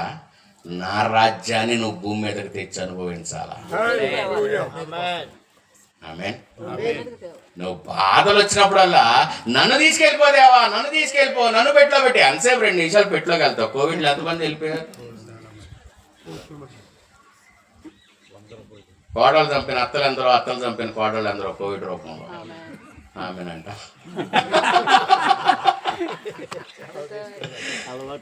అలవాట్లో బాగుపడేది అంటే ఊతపదం మనకి బట్టలు ఉతికేటప్పుడు కూడా వచ్చేస్తుంది కదా.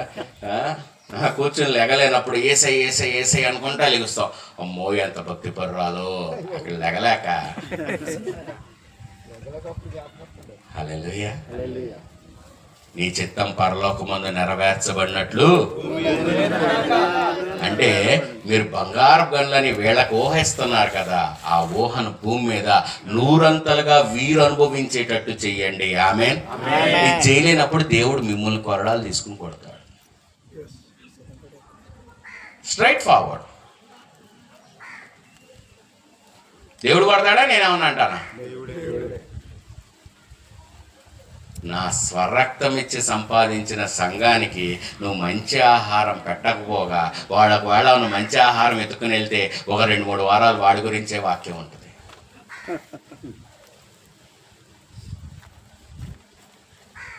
దేవుడు కోపం వచ్చిద్దా రాదా? అంటే ఆహారం లోపం ఎక్కడుంది? నువ్వు జీవము గల దేవుని ఆలయమయ్యను. నీ చిత్తం పరలోకమందు నెరవేర్చబడినట్లు భూమి యందును నెరవేరును కాక. అంటే దేవుడు నిన్ను ఎక్కడి నుంచి తీసుకురమ్మన్నాడో పరలోకంలో నాది ఉంది కదా, తీసుకొచ్చేళ్ళకి నీ సంఘానికి ఇది నీ బాధ్యత.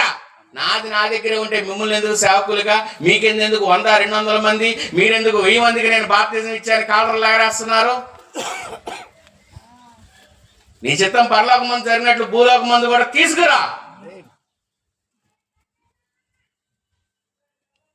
అది తీసుకురాలినప్పుడు సైలెంట్గా పడుకుని నా ఉద్యోగం నేను చేసుకుంటా, కుటుంబాన్ని పోషించుకుంటే హ్యాపీ.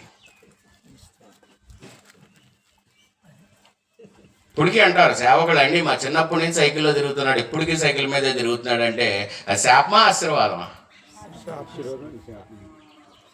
అది శాపమా ఆశీర్వాదం? మీకే చెప్తాను. యెషయా గ్రంథం 8వ అధ్యాయము మీరే చెప్పండి. అది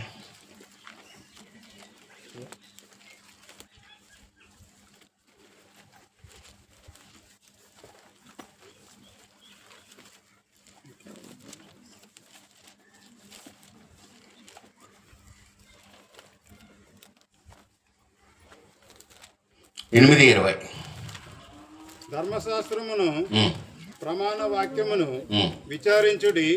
ఈ వాక్య ప్రకారం వారు బోధించిన ఎడల వారికి అరుణోదయం కలుగదు. వారికి అరుణోదయం అంటే ఏంటి దాని అర్థం? క్లియర్ గా చెప్పేశాడా లేదా? ఎవరికి? సేవకులుగా, వాక్యం చెప్పేవాళ్ళగా? మళ్ళీ ఒకసారి చదవండి వచ్చును. ధర్మశాస్త్రమును ప్రమాణ వాక్యమును విచారించుడి. ఈ వాక్య ప్రకారము వారు బోధించిన ఎడల బోధించని ఎడల వారికి నన్ను చూడట్లా ఎవరు? బోధించని ఎడల వారికి అరుణోదయం కలుగదు. ఏం కలగదు? తర్వాత అట్టివారు ఇబ్బంది పడుచు ఆకలి కొని దేశ సంచారం చేయుదురు. ఏం చేస్తారంట? ఆకలి కొని. ఆ రోజు సైకిలే, వాళ్ళ సైకిల్. అమ్మాయి ఎంత గొప్ప సేవకుడు! దేవుడు ఆశీర్వదిస్తున్నాడా, శపిస్తున్నాడా? దీవిస్తున్నాడా? దీవెన ఇది. అరుణోదయమే లేదన్నప్పుడు శపిస్తున్నాడు. ఇబ్బంది పడుచు ఆకలి కొని దేశ సంచారం చేయుదురు. ఆకలి కొనుచు వారు కోపపడి తమ రాజు పేరును తమ దేవుని పేరును శాపములు పలుకుచు. జగనే ఉంటే, చంద్రబాబే ఉంటే, కేసీఆరే ఉంటే, కేటీఆరే ఉంటే, జెరూసలేం ట్రిప్కి 1,00,000 ఎత్తాడు, కళ్యాణ్ లక్ష్మి 1,00,000 ఎత్తాడు, కళ్యాణ్ తోఫా 1,00,000 ఎత్తాడు. రాజుని తిట్టడం మొదలు పెడతాం. నాకు 5,000 పెన్షన్ రాలేదు, వాళ్ళు 5,000 ఇస్తాడా, నేను సేవకుడు అయ్యాను. 5,000 ఇస్తాడా? నేను సేవకుడు అయ్యానా?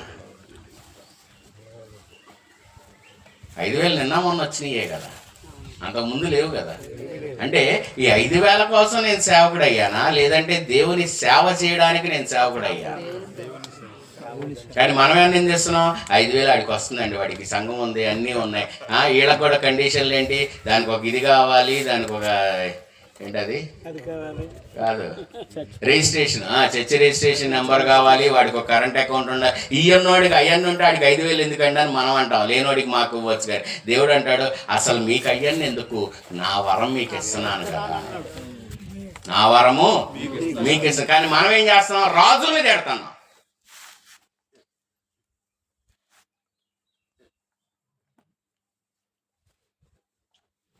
అపోస్తలుల కార్యం 19వ అధ్యాయము మొదటి వచనం నుంచి చెప్తాం. 1:05 ముగిచేనా, ఇంకొంచెం చెప్పుకుందామా? అపోలో కొరింథీలో చెప్పండి అన్నారు, కానీ షుగర్ ఉన్నాడు, బీపీ ఉన్నాడు, ఆకలేస్తారు, కొంచెం వాళ్ళకి వాటర్ అన్నారు చెప్పండి. తర్వాత మీరు బాగానే ఉంటారు బ్రదర్. తర్వాత నాకు ఒక క్లాస్ ఉంటుంది, మా సేవకులు మీరు ఎట్లా అంటున్నారు, నేను కష్టపడి వాళ్ళని తీసుకొస్తున్నానని నాకు ఒక క్లాస్ ఉంటుంది అరగంట.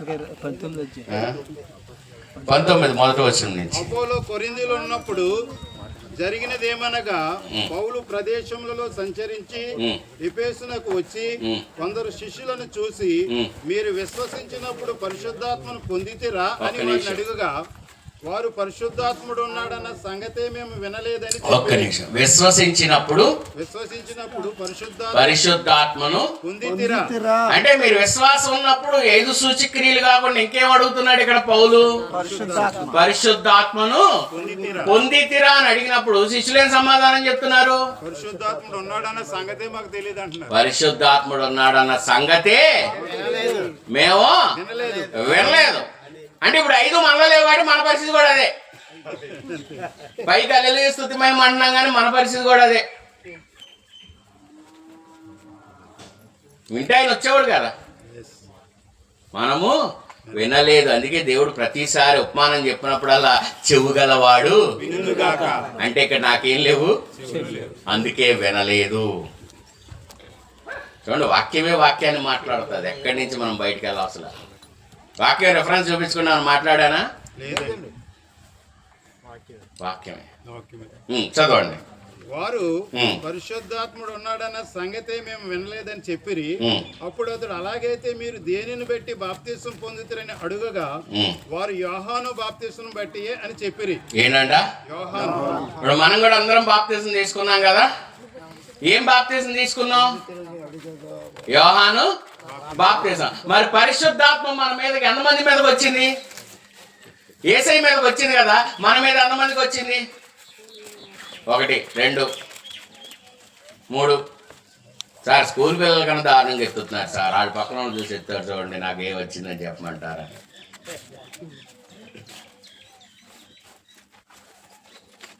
అంటే ఇక్కడ వాక్యం మనతో మాట్లాడుతుంది. మీరు పరిశుద్ధాత్మను పొందారంటే యోహాను బాప్తిజం దేని నిమిత్తం అండి? మారు మనస్సు నిమిత్తము, పాప క్షమాపణ నిమిత్తము. కానీ పరిశుద్ధాత్మ దేనికి? మీకు వరము అనుగ్రహించ నిమిత్తము. ఆమేన్. తేడా గమనించండి. అయ్యా నేను కూడా బాప్తిజం ఇచ్చాను, నేను ఇదిగో 100 మందికి బాప్తిజం ఇచ్చాను అన్నప్పుడు ఆ 100 మంది మీదకే పరిశుద్ధాత్మ దిగిందా లేదా? ఇప్పుడు ఈ బాధ్యత ఎవరిది? ఎందుకు? నువ్వు బాప్తిజం తీసుకుంటావా అని బలవంత పెట్టేది ఎవరో? మనమే. ట్రాక్ రికార్డ్ తీసుకున్నప్పుడు వరం దించాల్సిన బాధ్యత కూడా ఎవరిది? చదవండి. అందుకు పౌలు, యోహాను తన వెనుక వచ్చి అందు అనగా యేసునందు విశ్వాసం ఉంచువని ప్రజలతో చెప్పుచు మారు మనసు విషయమైన బాప్తిసమని చెప్పెను. వారు ఆ మాటలు విని ప్రభువైన యేసు నామమున బాప్తిసం పొందిరి. బాప్తిసం పొందిరి. తరువాత పౌలు వారి మీద చేతులుంచగా పరిశుద్ధాత్మ వారి మీదకు వచ్చెను. ఏంటంట? నీళ్ళ మీద బాప్తిజం అయిపోయింది. చేతులు ఉంచగా అంటే ఇప్పుడు మీకు ఇచ్చిన బాధ్యత ఏంటి? వారి మీద చేతులుంచగా పరిశుద్ధాత్మ వారి మీదకు. అంటే మీకు అందరికి ఉన్న బాధ్యత ఏంటి? పరిశుద్ధ. చేతి ఉంచితే సరిపోదండి, మీ అప్పులు వాళ్ళ మీదకి ఎందుకు? పరిశుద్ధాత్మ వారి మీదకి రావాలి. అది రావాలంటే మొదట నింపబడి ఇది చేయలేనప్పుడు ఎంతమందికి బాప్తిజం ఇచ్చినా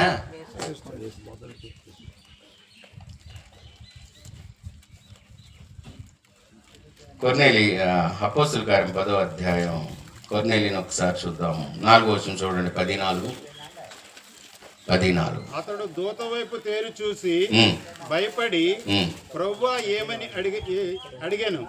అందుకు దూత, నీ ప్రార్థనలను నీ ధర్మ కార్యములను దేవుని సన్నిధికి జ్ఞాపకార్థంగా చేరినవి. ఇప్పుడు నువ్వు యుప్పేకు మనుషులను పంపి పేతురును మారు పేరు గల సీమోను పిలిపించుము. చాలా ఇక్కడ దూత కనబడి ఏం చెప్తుంది?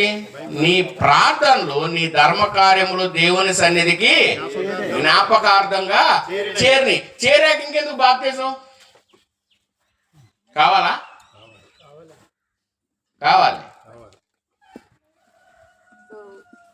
ఏ బాప్తిజం కావాలి? మరి ఏ బాప్తిజం ఇస్తున్నావు?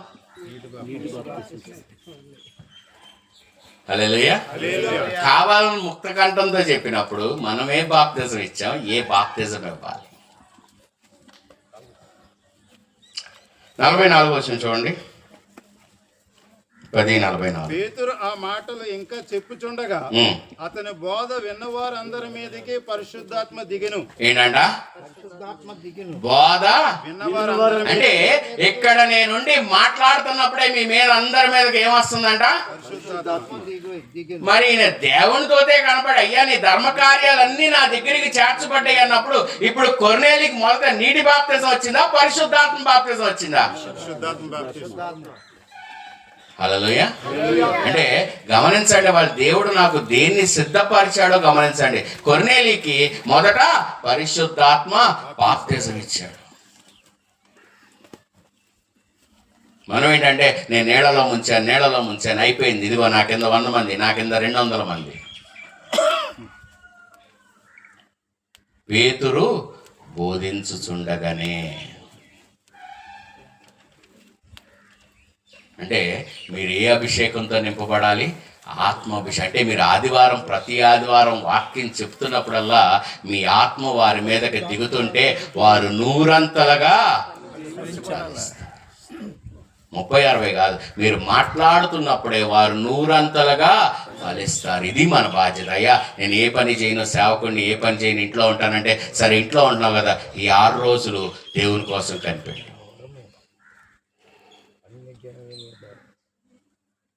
అరుణోదయం ఉండదా?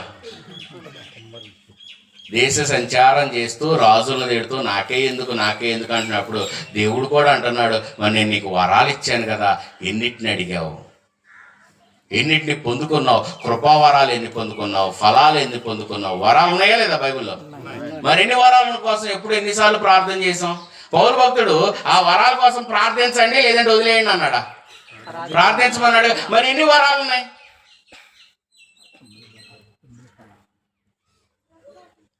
అంటే భాషలు మాట్లాడితే పెంతెకోస్తు లేదా సిఎస్ఐ లేదంటే ఆర్సీఎం లేదంటే ఇండిపెండెంట్ అని మనం మొక్కలు చేసాం, కానీ బైబిల్ మొక్కలైందా?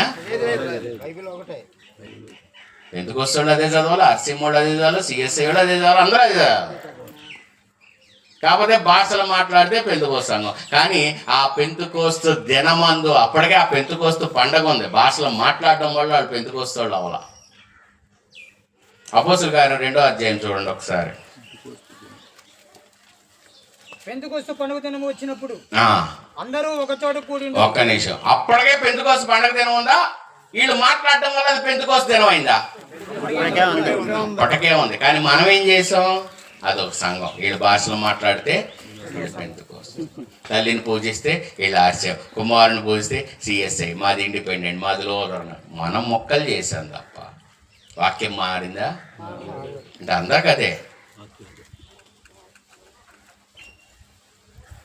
అంటే ఎప్పుడైతే ఈ ఆత్మను నేను నింపుకుంటానో ఆ వరం నాకు కావాలి. సమయం అయిపోయింది కానీ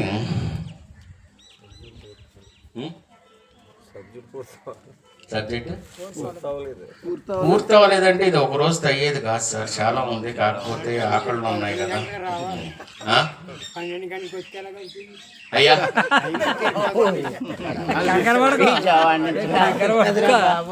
కరెక్ట్ అయ్య గారు, మీరు చెప్పింది కూడా వాస్తవం. కాకపోతే నేను 11:30కి వచ్చినప్పుడు ఎవరు రాలేదు, అందుకే నేను కొంచెం 10 నిమిషాలు ఆలస్యంగా వచ్చాను. పోయినసారి కూడా అదే మాట అన్నారు సార్, అందుకే వాళ్ళు 5 వచ్చారు. అదే పోయిన ఆదివారం కూడా ఇంతకన్నా ఎక్కువే వచ్చారు.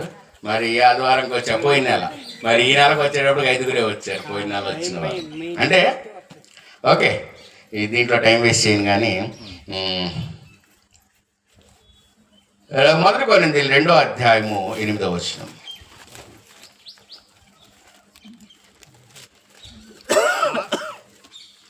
ఆ అధికారుల్లో ఎవరికి తెలియదు. 1 కొరింథీయులు 2:9.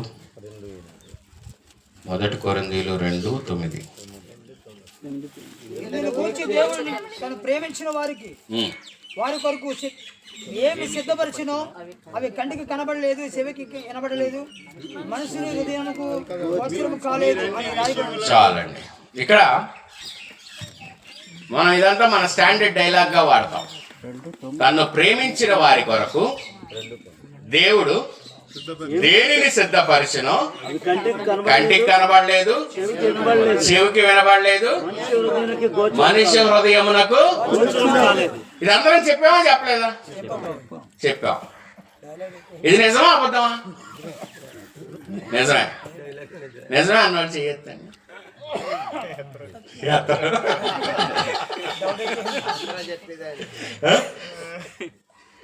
కంటికి కనబడదు, చెవికి వినబడదు, మనిషి హృదయమునకు గోచరము కాదు. అంటే నన్ను నేను తప్పించుకుంటున్నా అక్కడి నుంచి.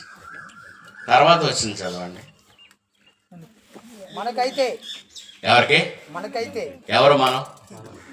మనమేగా, సేవకులు కాదు, బైబిల్ చదివాడు అందరూ. మనకైతే దేవుని వాటిని తన ఆత్మ వలన బయలుపరిచినాడు. ఏంటంట? బయలుపరిచినాడా దాచుకున్నాడా? మరి కంటికి కనబడదు, చెవులకు వినపడదు, మనిషి హృదయానికి గోచరం కాదన్నప్పుడు మరి ఆత్మ ఎవరు?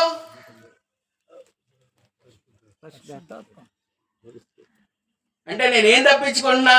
దేవుడు చేసే అద్భుతాలు కంటికి కనబడో, చెవులకు వినపడో, మనుష్య హృదయానికి గోచరము కావు, కానీ నా ఆత్మ ఉన్న వాటిని బయలుపరుస్తాను. ఆమేన్. ఇప్పుడు మన సంఘానికి నిజం చెప్తున్నావా అబద్ధం చెప్తున్నావా? అబద్ధం చెప్పి దీన్ని నిజమని నమ్మన్నాను. కంటికి కనబడదో, చెవులకు వినపడదో, మనుష్య హృదయానికి గోచరం కాదు అనే అబద్ధాన్ని చెప్పి ఇదే నిజం అని నమ్మండి అంటున్నాం. కానీ దేవుడు ఏమన్నాడు? నా ఆత్మ సమస్తమును బయలుపరచును. కంటికి కనబడందంటే ఏం లేదు, చెవులకు వినపడందంటే ఏం లేదు, మనుష్య హృదయానికి గోచరం కానిది ఏదియో లేదు. ఆత్మ నింపబడాలి. ఒక అబద్ధాన్ని సంఘానికి చెప్తూ ఇదే నిజం అని చెప్తున్నప్పుడు మరి ఎవరిని కొట్టాలి? దేవుడు. కొన్ని ఇంత కష్టపడి నేను చెప్పడం వల్ల నాకేమన్నా ఉపయోగమా? ఇదంతా మీకేగా లాభం, నాకేమన్నా లాభమా?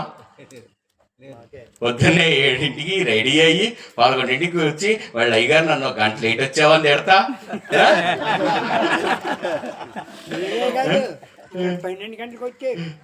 సరే సార్, మీరు సీనియర్లు, మీరు ఏదన్నా అనగలరు. అంటే ఒకసారి గమనించండి, ఈ ప్రయాస మీకోసం. ఆత్మతో నింపబడి, అయ్యా కంటికి కనబడంది ఏం లేదు, మనుష్య హృదయమున గోచరం కానిది ఏదీ లేదు, తన ఆత్మ వలన మనందరికీ సమస్తము బయలుపరుస్తాడు. ఈ ఆత్మను నేను పొందుకొని రుచి చూపించాలి. అందుకే దేవుడు అంటాడు, నన్ను రుచి చూసి తెలుసుకోండి. మనం ఎక్కడ అయిపోయామంటే సువార్త చెప్పే పాదములు సుందరములైన, అబ్బో నా కాళ్ళని సుందరాలు కడగండి అంటాం. కంటికి కనబడదు, చెవికి వినపడదు, మనుష్య హృదయానికి గోచరము కాదు. ఇది అబద్ధం. సమస్తమును తన ఆత్మ వలన మరి వేరే ఇంకెక్కడన్నా ఎత్తికావా? కిందే ఉందా? ఇంకెక్కడికి వెళ్ళలేదుగా. ఏమంటే మీరేదో చెప్పి ఏదో ఎతికి చూపెడుతున్నారు, ఏం లేదుగా. తర్వాత వచ్చినవే.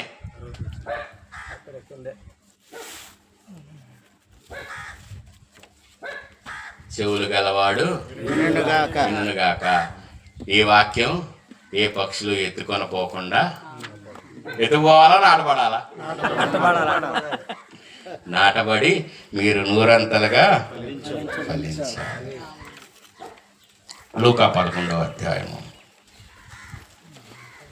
రెఫరెన్స్లు ఉంటాయి, బాధపడకండి. ఎందుకంటే మళ్ళీ మీరు సంఘానికి బోధించాల్సినప్పుడు ఇవి మీకు ఆధారం అవుతాయి. అవునా కదా? లూకా 11:9. అటువలే మీరును అడుగుడి, మీకు ఇయ్యబడును, వెదకుడి, మీకు దొరుకును, తట్టుడి, మీకు తీయబడును. ఎందుకు సార్? మామూలుగా చెప్పండి, మనందరం నోటి మాట. ఎందుకు అంత కష్టపడడం చెప్పండి. చెప్పండి, గట్టిగా చెప్పండి.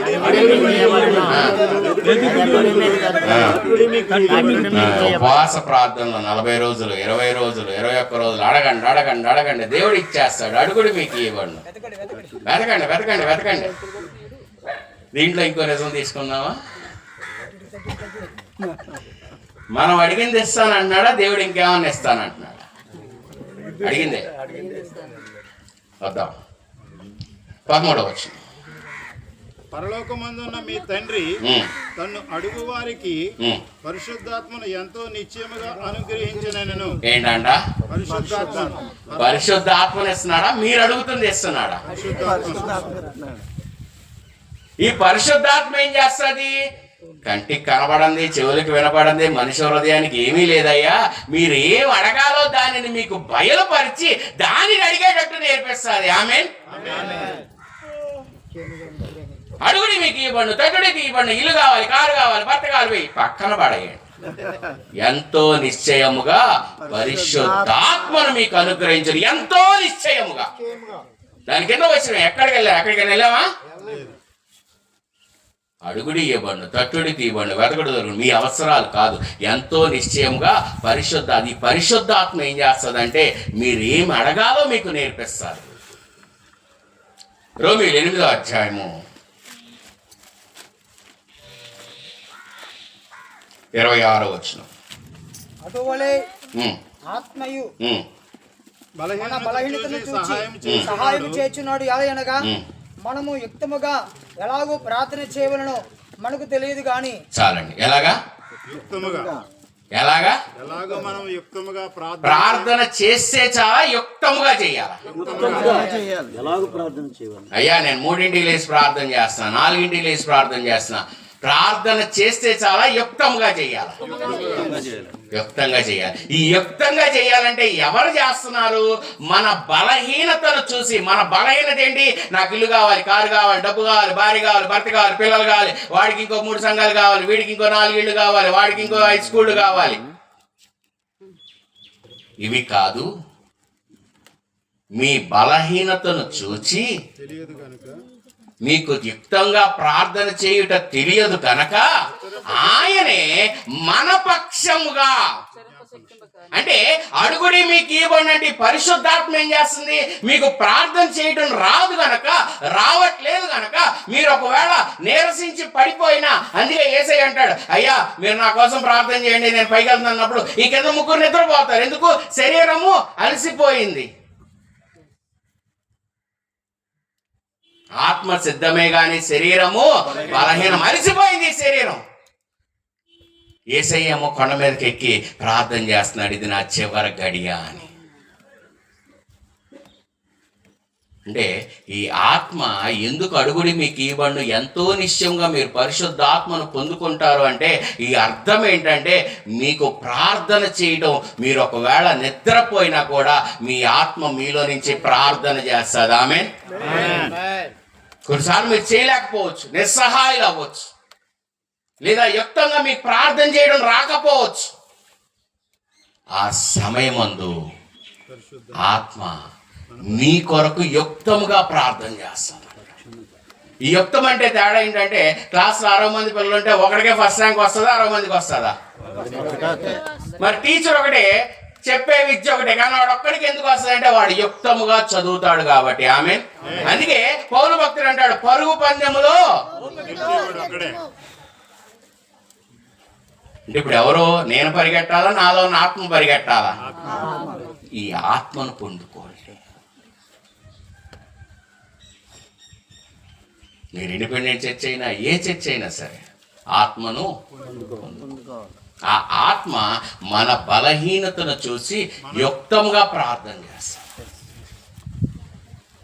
మనం ఏంటంటే నేనే చేయాలి, కానీ ఆత్మ అంటుంది నేను చేస్తా. మీరు నన్ను రగల్చండి, మీలో ఉన్న నన్ను లేపండి, నేను ప్రార్థన చేస్తాను మీకోసం. మీరు ప్రయాసపడి తిరగండి, మీకోసం నేను ప్రార్థన చేస్తాను. చూడండి ఇంకేమంటుందో, ఉచ్చరింప సఖ్యము కానీ ఆత్మ తానే మన పక్షముల విజ్ఞాపన చేయుచున్నాడు మరియు హృదయమును పరిశోధించు. ఆత్మే మన పక్షముగా ఎలాగా విజ్ఞాపన ఉచ్చరింప సఖ్యము కానీ మూలుగులతో. మూలుగులతో. ఆ ఆత్మ అంటే మనం మాట్లాడే మాట మనకు అర్థమైద్దేమో కానీ ఆత్మ తన మూలుగులు ఎవరి దగ్గరికి తీసుకెళ్తున్నాయి? హల్లెలూయా. అంటే ఇప్పుడు నేను కష్టపడాలా, నాలో నా ఆత్మ కష్టపడాలా? డబ్బున్నాడు మాట చెప్తారు, నేను పడుకున్నా కూడా నా డబ్బు పని చేయాలి అని. నిజమా? జరిగిద్ది. జరగదు కాబట్టి మనం ఇది చేస్తాం, కానీ నేను పడుకున్నప్పుడు కూడా నా డబ్బు పరిగెట్టాలి అని డబ్బున్నోడు చూస్తాడు, పరిగెడతాడు వాడికి. మనమేమో నేను పడుకుంటే నా ఆత్మను కూడా పడుకోవాలని మనం పడుకుని దాన్ని పడుకోబెడతాం. నువ్వు పడుకున్నా కూడా ఆత్మ నీ కోసం విజ్ఞాపన చేయాలి, పరిగెత్తాలి, నిన్ను పరిగెత్తించాలి. అందుకే పౌలు ధైర్యంగా చెప్తాడు, నేను పరుగు పందెంలో మొదట వచ్చాను.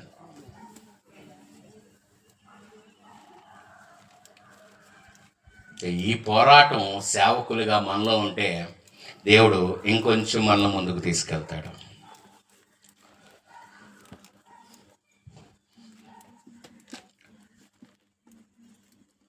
ఇంకొక విషయము చెప్పి ముగించేస్తాను.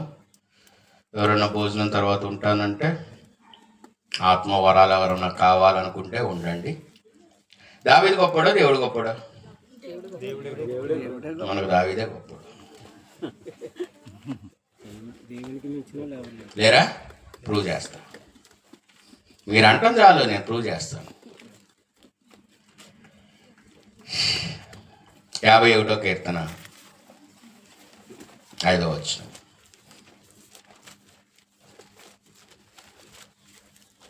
నేను పాపములో పుట్టినవాడను, పాపములు నా తల్లి నన్ను గర్భం ధరించెను. పాపంలో పుట్టినవాడను, పాపములోనే నా తల్లి నన్ను గర్భం ధరించెను. నీవు అంతరంగంలో సత్యమును కోరుచున్నావు. చాలండి. ఇది ఎన్నిసార్లు ప్రార్థన చేస్తాం? ప్రార్థన లెక్కగానే మనం మాట్లాడే మాట ఏంటి? పాపిని తల్లి గర్భంలోనే పాపంలో జన్మించాను.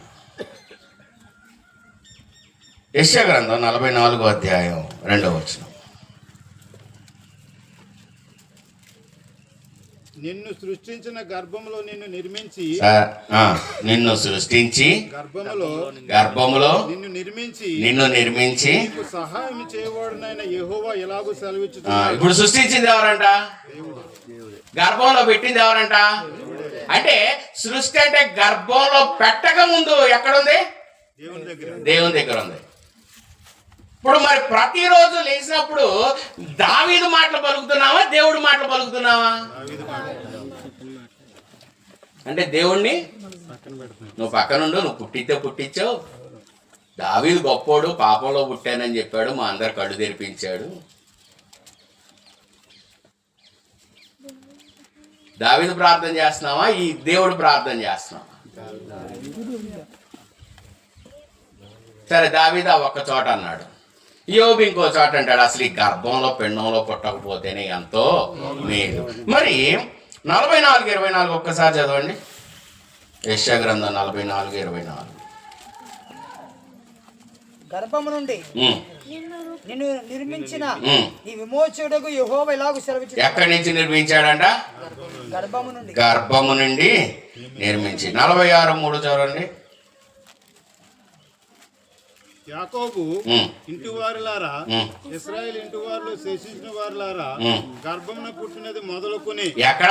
గర్భములో పుట్టినది గర్భమున పుట్టినది మొదలుకొన, బయటికి వచ్చింది మొదలుకొన, గర్భంలో పుట్టినది మొదలుకొని లోపలే పెండం స్టార్టింగ్ డే. 49:1 చదవండి. దీపములారా ఉమ్. నా మాట వినుడి, ఉమ్, దూరమునున్న జనులారా ఉమ్. ఆలకించుడి. ఉమ్. నేను గర్భమున పుట్టగానే నేను యెహోవా నన్ను పిలిచెను. యెహోవా నన్ను. పిలిచెను. ఇప్పుడు ఎన్ని పాపం వల్ల జరిగినాయా, దేవుని వల్ల జరిగినాయా? మరి ఇప్పుడు దావీదు నేర్పింది నేను పాడుతున్నావా, దేవుడు నేర్పించింది ప్రార్థన చేస్తున్నావా? అందుకే మీకు యుక్తంగా ప్రార్థన చేయటం రావట్లేదని ఆత్మ ప్రార్థన చేస్తాం. అర్థమైందా? దావీదేమన్నాడు? నేను పాపంలో పాపంలో పుట్టాను, ఆ బాధలు అన్నాడు. అరే గాడిద అన్నా, గాడిద అయిపోయాడా? నాకు బాధ వచ్చిందండి, వీడు ఇసుకిస్తున్నాడు ఇంట్లో నన్ను. వాళ్ళ అమ్మ కోపం వచ్చి గాడిద అని 2 బాధింది. మమ్మీ నేను గాడిదని రేపు వచ్చి పిలిచిద్దా? అమ్మ నేను గాడిది, నేనేం పంది, నేనేం పిల్లిని అంటదా? అంటే ఏమంటది వాళ్ళమ్మ? చీపురి కట్ట తిరగేస్తుంది. అంటే మనకు తెలిసి ఎడగో తెలుసో తెలియదు, తల్లులకి వాళ్ళని ధైర్యం లేదు. మన చిన్నప్పుడైతే, నా చిన్నప్పుడైతే చీపురి కట్ట కానీ దువ్వెన ఉండేది. అంటే దేవుడు చెప్పిన దాన్ని కూడా పక్కన పెట్టేసి, ప్రభా నేను 3 లేసి ప్రార్థన చేస్తున్నా, కానీ నేను పాపానికి పుట్టాను, నీ ఆస్తి కావాలి అంటే వస్తుందా? నేను పాపానికి పుట్టాను కానీ నీ ఆస్తి కావాలి, ఇస్తాడా? అంటే 3 లేసి చేసిన ప్రార్థన వ్యర్థమా, ఉపయోగమా? పొద్దున్న 3 లేసి పడుకున్నాను కూడా డిస్టర్బ్ చేస్తుంటారు అరుపులతో, కేకలతో.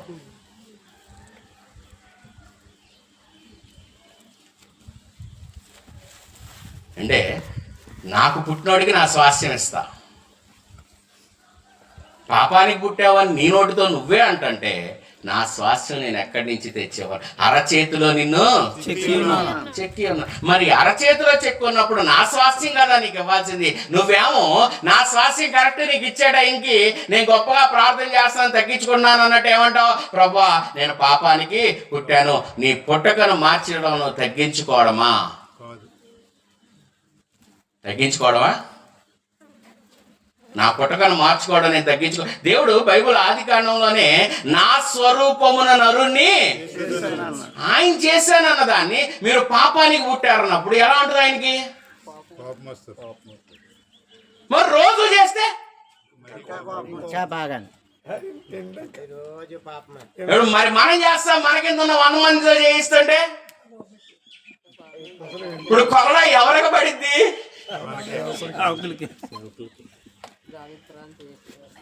దావీదు చేశాడమ్మా, మీరు మీ పిల్లలు కొట్టారు, మీరు తన్నులు తిన్నారు, అది ప్రామాణికం కాదు కదా. అది ప్రామాణికమా? పోని కాదు. నేను పాపానికి పుడితే పాపమునే గర్భముగా ధరిస్తాను. నేను దేవునికి పుడితే దేవుని కృపను ఉచితముగా పొందుకుంటాను. మరి 3 లేసి 40 రోజులు ఉపవాస దినాలు ఏం చేస్తాను? తగ్గించుకోవాలి అని పాపానికి పుట్టాను, పాపానికి పుట్టాను, పాపానికి పుట్టాను అంటే ఇప్పుడు చెప్పండి, దేవుడా దావీదా? కానీ నోట్లో ఎవరున్నారు?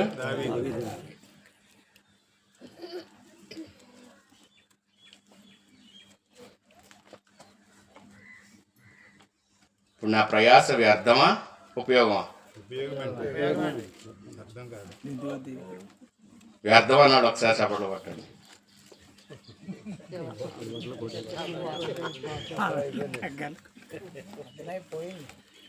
అయ్యా అర్థమైపోయిందా? ఇది పర్ఫెక్ట్, ఇది సేవకుల లక్షణం. అందుకే సార్ కొన్ని నేలన విత్తబడి కింద మన్ను లేనందున మొలిసి ఎండిపోయారు. మొలిసి మరి అందరు నా నెంబర్ ఎక్కించుకోండి.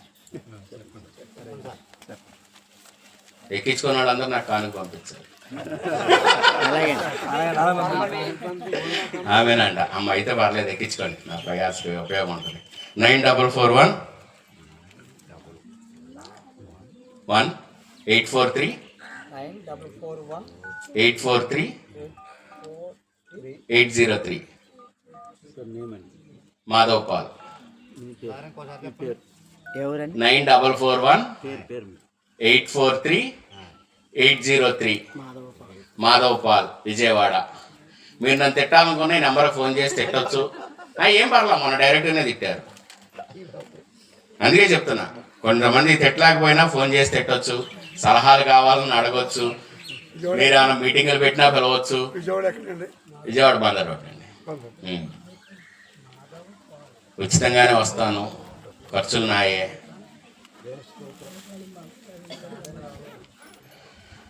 సామెతలు 10:30 ముగిచ్చేస్తాను. ఇది ఒక్కటి కూడా చెప్పేసి ముగిచ్చేస్తాను. 10:30. నీతిమంతుడు ఎన్నడను కదిలింపబడు, భక్తిహీనులు దేశంలో నివసింపరు. తర్వాత 31. నీతిమంతులు నోరు జ్ఞానోపదేశమును పలుకును, మూర్ఖపు మాటల పలుకు నాలుక పెరికివేయబడును. నీతిమంతుని పెదవులు ఉపయుక్తములైన సంగతులు పలుకును, భక్తిహీనుల నోట మూర్ఖపు మాటలు వచ్చును. ఈ నీతిమంతులు ఎవరు?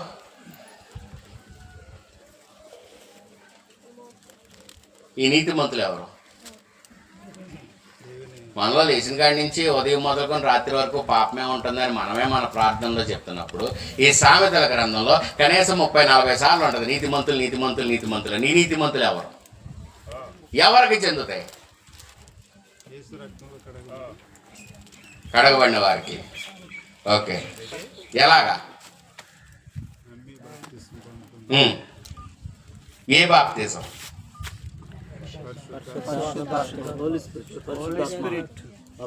మనకున్న టెస్ట్లు ఏంటి? ఏమేంటి అయ్యా చెప్పాలి, అందరూ చెప్పాలి. ఇప్పుడే 5 నిమిషాలు కూడా అవ్వాలి. అవన్నీ మీకు కంట్రోల్ వచ్చు కదా.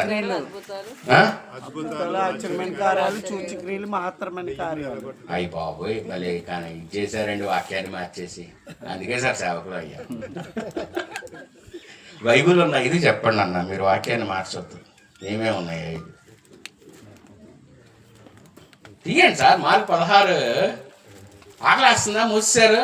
ఆకలి వచ్చిన అనగానే తీసేస్తాను. నేను మీకోసమే నా ప్రయాసం, అంతకు మించి నాకేం లేదు సార్. మీరు కానుకలు పంపించినా పంపించకపోయినా నాకేం అవసరం లేదు. అది మీ ఆశీర్వాదమే తప్ప నేను దానికోసం ఇది అవును. దెయ్యమును వెళ్ళగొట్టుదురు, మాట్లాడుదురు, పాములను ఎత్తు పట్టుకుందరు, మరణకరమైన అది వారికి రోగుల మీద చేతులు ఉంచినప్పుడు వారు స్వస్థత నొందుదురు. ఈ 5 కోసం దయచేసి ప్రార్థన చేయండి. అడుగుడి మీకు ఇయ్యబడును, తట్టుడి తీయబడును, వెదగుడి దొరకనన్నప్పుడు ఈ 5 నాకు కావాలంటే ఎంతో నిశ్చయముగా పరిశుద్ధాత్మను మీకు అనుగ్రహించాను. ఈ 5 నాకు కావాలి. ఈ వరాల కోసం కావాలనుకునేవాళ్ళు దయచేసి భోజనం చేసిన తర్వాత ఒక 5-10 నిమిషాలు కూర్చోవాలనుకుంటే కూర్చున్నాం. మళ్ళీ ఒక 5 నిమిషాలు వాక్యం చెప్పుకొని మీకు ప్రార్థన చేస్తాను. లేదండి అనుకున్న వాళ్ళు భోజనం చేసేసి ముగించేయచ్చు. ఓకేనా? సరే, ఇదేంటి నీతిమంతులు ఎవరు? ఈ బైబిల్లో నీతిమంతులు ఎవరు? సామెతల్లో చెప్పిన నీతిమంతులు ఎవరు? 3వ అధ్యాయం, రోమీలు 3వ అధ్యాయము 22వ వచనం. రోమీలు 3వ అధ్యాయము 22వ వచనం. అది యేసుక్రీస్తునందల విశ్వాసం మూలమైనది. నమ్మువారందరికీ కలుగు దేవుని నీతి అయి ఉన్నది. నమ్మువారందరికా బిషపులకి పాస్టర్లకైనా? నమ్మువారందరికీ. అంటే బైబిల్ ఎంతమంది చదువుతున్నారో బైబిల్ చదివిన వాళ్ళందరికీ ఎవరి నీతి ఉంది? దేవుని నీత, మన నీత? మన ప్రార్థన దేని మీద ఆధారపడి ఉంటుంది? మన నీత, దేవుని నీత? అంటే ఎవరి నీతికి అప్పగించుకోవట్లే మనం? దేవుని నీతికి అప్పగించుకోవట్లేదు. అర్థమైందా? ఇప్పుడు ఈ నీతి మంత్రులు ఎవరో చదవండి. ఏ భేదము లేదు. పాపం చేసి దేవుడు అనుగ్రహించే మహిమను పొందలేకపోవచ్చున్నారు. ఏం పొందలేకపోయామంట? మహిమ. అందరూ ఒకసారి అనండి, మహిమ. మనం పెట్టే మహిమ ఏంటంటే చచ్చిపోయిన వాళ్ళ ఫోటో మీద పెడతాం మహిమలోకి ప్రవేశం. అది కాదు, దేవుడు అనుగ్రహించు మహిమను పొందుకోవా. ఇప్పుడు ఈ పౌలు అద్భుతాలు చేసిన, పేతురు అద్భుతాలు చేసిన, స్టెఫెన్ అద్భుతాలు చేసిన ఆ మహిమ వీరి మీదకి వచ్చింది. ఆమేన్. ఆ మహిమ వీరి మీదకి వచ్చింది. చూడండి. కాబట్టి నమ్మువారు ఆయన కృపచేతనే క్రీస్తు యేసునందలి విమోచన ద్వారా ఉచితముగా నీతిమంతులను తీర్చబడుచున్నారు. ఉచితముగా నీతిమంతులని. ఇప్పుడు ఈ 5 వారాల్లో మీకు ఒకటి వచ్చిన సామెతల్లో చెప్పిన నీతిమంతులు మీరే. ఆమేన్. ఈ 5లో ఒక్కటి వచ్చినా కూడా సామెతల్లో చెప్పబడిన నీతిమంతులు మీరే. ఆ జీవ కిరీటం మీ మీదే ఉంది. ఆమేన్. వచ్చే నెల మళ్ళీ కలుద్దాం. మీరే ఒక మంచి సమయం చెప్పండి, ఆ రోజు సిద్ధపడదాం. మళ్ళీ ఎంతమంది కనపడతారు నాకు తెలీదు. అయ్యా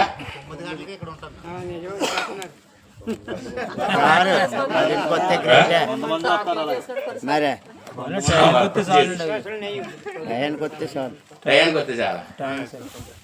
నేను 11:40 కన్నా వచ్చానండి. చాలా మంది నిందించేస్తాను. 40కే వచ్చాను. సరే ఆకలేస్తుంది, అది కరెక్టేలే. కానీ ఒక్కరోజేగా, నెలలో ఒక్కరోజేగా ఓపిక పట్టండి. నేను విజయవాడ నుంచి రావాలి కదా. మీరు అన్నది బాగానే ఉంది. మీరు మా వస్తే 50, నేను 300-200 కిలోమీటర్ల నుంచి కొట్టుకుంటాం. రోడ్డు బాగాలేదండి. పోయినసారి వెళ్ళేటప్పుడు ఎదరు 2 టైర్లు కొట్టేసి మళ్ళీ నిన్న కొత్త టైర్లు కొనుక్కొని మళ్ళీ కొత్త టైర్లు వేసుకుని వచ్చా. నేను నాకు 12,000 టైర్లకి. రోడ్డు ఎలా ఉంటుందో తెలుసుగా మీకు. అది మీరు రాలేదని నా మీద అలా అయ్యలేదు చూపెడుతున్నారు, కానీ ఇటు కొట్టుకొని వచ్చేటప్పటికి కొత్త టైర్లు కూడా ఇదవుతున్నాయి. అంతమించి ఏం లేదు, నేను ముందే వచ్చేసేవాడిని. సరే, లేచి నిలబడితే ప్రార్థన చేసుకుందాం. నేను ఒకటే విజ్ఞాపన అండి, ఎస్ మేము పొందుకుంటాము అన్నవాళ్ళు మాత్రం త్వరగా భోంచేసేసి మీ సమయాన్ని ఇంకొక పావుగంట అరగంట ఇవ్వగలిగితే, అంటే మీకు పొందుకోవాలని ఆసక్తి ఉంటేనే. లేదు సార్ వచ్చిన పాస్టర్ గారిని టెస్ట్ చేస్తానంటే దయచేసి నన్ను టెస్ట్ చేయొద్దు, భోజనం చేసేసి ముగిచ్చేయండి. నన్ను టెస్ట్ చేయొద్దు. పొందుకోవాలని ఆశ ఉన్నవాడు మాత్రం దయచేసి ఉండండి. ఓకేనా? ఎందుకంటే సభాముఖంగా చెప్తున్నాను. అందరూ కళ్ళు మూసుకొని విన్న వాక్యాన్ని బట్టి ఒక్క నిమిషం ప్రతి ఒక్కరు ధ్యానించండి. ధ్యానించింది మీకు నిలిచిపోద్ది. ఏ అపవాది, ఏ శక్తులు ఏవి మీ నుంచి ఎత్తుకెళ్ళవు, ఏ పక్షులు ఎత్తుకెళ్ళవు. 100 అంతలుగా